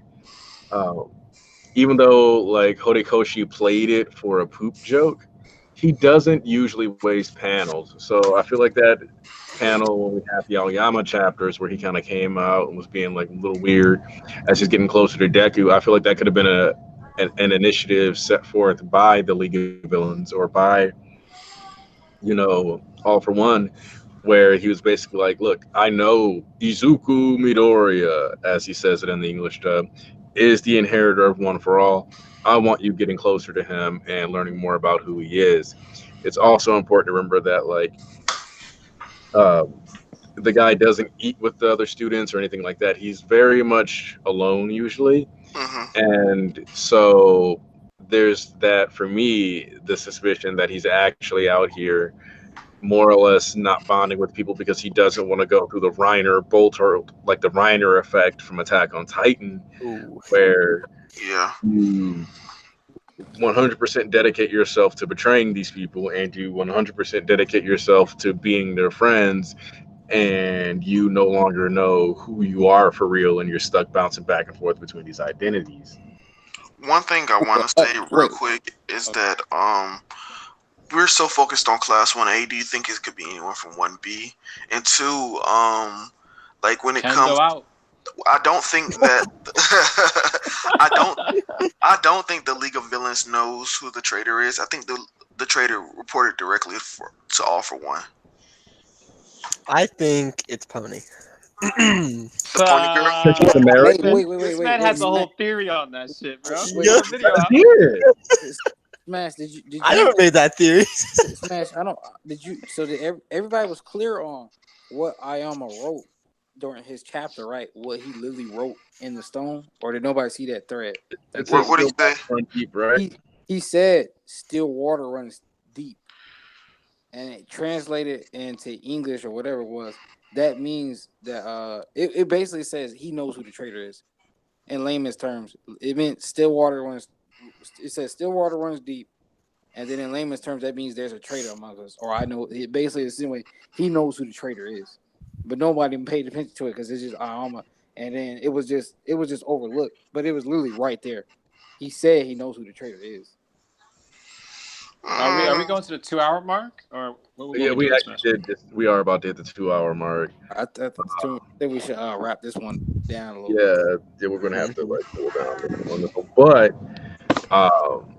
before we go out, I do want to know if there's anything in particular, like any other topics or ideas that you guys might want to like moving forward. Maybe do another stream down the road. If there's anything you guys like that we brought up that you might want to make sure we make notes for. Besides, because regardless, at the end of this arc, if you guys are down, we're doing another stream. Um, because to me, Oh, we gonna do one before what? Yeah. Yo, What a week. every 2 weeks. Let's go chapter out. Like, let's go. all right, Yeah. you want to do every 2 weeks? We can do every 2 weeks. Yeah, Back it up. The arc is this is the Villain Academy. We need a different. yeah, Like, we gotta phrase this. So yeah, like I'm just gonna say that I do think that we've got a lot of potential, and I wouldn't be surprised if within the next 2 weeks we get 2 chapters that really make us want to talk more anyway, regardless. I mean, when Spinner gonna die in the next 2 chapters? You Hell no. didn't see Twice my is boy definitely Twice. dying. He's That boy dying. Twice making fun of that hairline, bro. You talking that Oh, smack? Listen. Man, that shit Friday. had the LeBron James receding back. Like, Look, like, LeBron James hairline is a fighter. It comes back. like, Yeah, he like, came like back get your strong. get your get your tape to them. Everybody think we getting redestro next week, but then all you gonna see is that nigga twice chrome flying out the window, and you'll get that. No, The honestly, Chrome Dome cult, bro. Ejectocito, I cuz. think Horikoshi made it twice too strong on purpose. I think he's dying this arc. I think he has to die. Whoa. I think he's the heart. That's a topic for another day, my man. yeah. No, I'm gonna say I don't fully disagree. I'm just gonna say that I think that he's the heart and soul of the League of Villains. And if you say they're doomed, the heart and soul has to die. That's just what I'm saying. Nigga, DJ, you want everybody to die. Just saying, bro. I know. Everybody. This man is like, it's not complete until we got 6 bodies. Like, yo. Like I said, let's get More than 6. All right, let's wind this down, and we got. Anybody, like, just everybody real quick, Shisui, final thoughts, plug your channel. I'll go back later and put everybody that has a channel in the description, but say your piece as we wrap up. I mean, this is your shit, so I'm not trying to. I mean, you'll post a link for my you'll post a link for my my channel. I make mid-ass YouTube videos, so y'all can check that out on your own time. All right, that's it. You're talking with me here? Shut the fuck up. DJ East Rex. I mean, DJ, you go first. Beware for that twice or spinner death in these next couple chapters, and just know I'm always the headcanon king. Oh yeah, shout out to Kendo, Najiri, Ochiko. Thank you very much. All right. Choga. All right, I'll go in. Shout out to best boy Tokiyami. You know what I'm saying? Number 2 hero that y'all ain't looking at. You know what I'm saying? Bird Gang out. Bird Gang. Go on, Playboy. What you doing, Playboy? Rub my hands like Birdman. You know what I'm saying? Playboy, we ain't playing no games, Playboy. When the redestro, that's you destro shit from the clap, Playboy. We finna get 800 million bucks on. I got twice winning.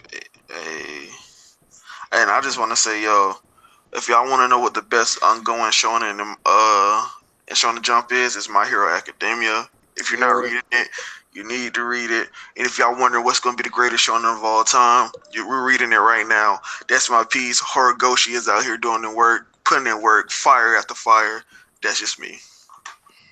All right, like that's how I praise. I told Shisui this. He's like he makes it a point to he kept the screenshot. If Shigaraki gets that thing with the hand on his face, that's All Might's. I'm putting him top 10 villains. Like, yeah, that's for sure. The way Horikoshi's been writing them, not actually counting on the League of Villains.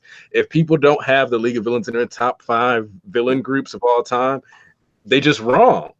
Like, that's what I'm feeling. That's what it's looking like for me by the end of the series. Like that's where it's gonna be at. Like that's just how I feel like it's gonna be. Like they're gonna be up there with the Phantom trope. They can be mentioned among the likes of the Akatsuki. Like that's how people are gonna talk about them, and that's just what I expect out of Horikoshi. So with that being said, if you guys enjoyed the stream, like, subscribe. I'm going to be dropping more content. I do other stuff for analysis too, whether it be character dissections or chapter deconstructions. And I do call them deconstructions instead of reviews because they are very cool, and I'm slowly becoming the teching of My Hero Academia videos where I'm just like doing accidentally like 20, 25, 30-minute reviews. So if that's the kind of heat you're looking for your My Hero Academia fix, then you can go check out what I got on my channel. Everybody be smooth. Praise Horikoshi. Go. And Plus Ultra Gang out.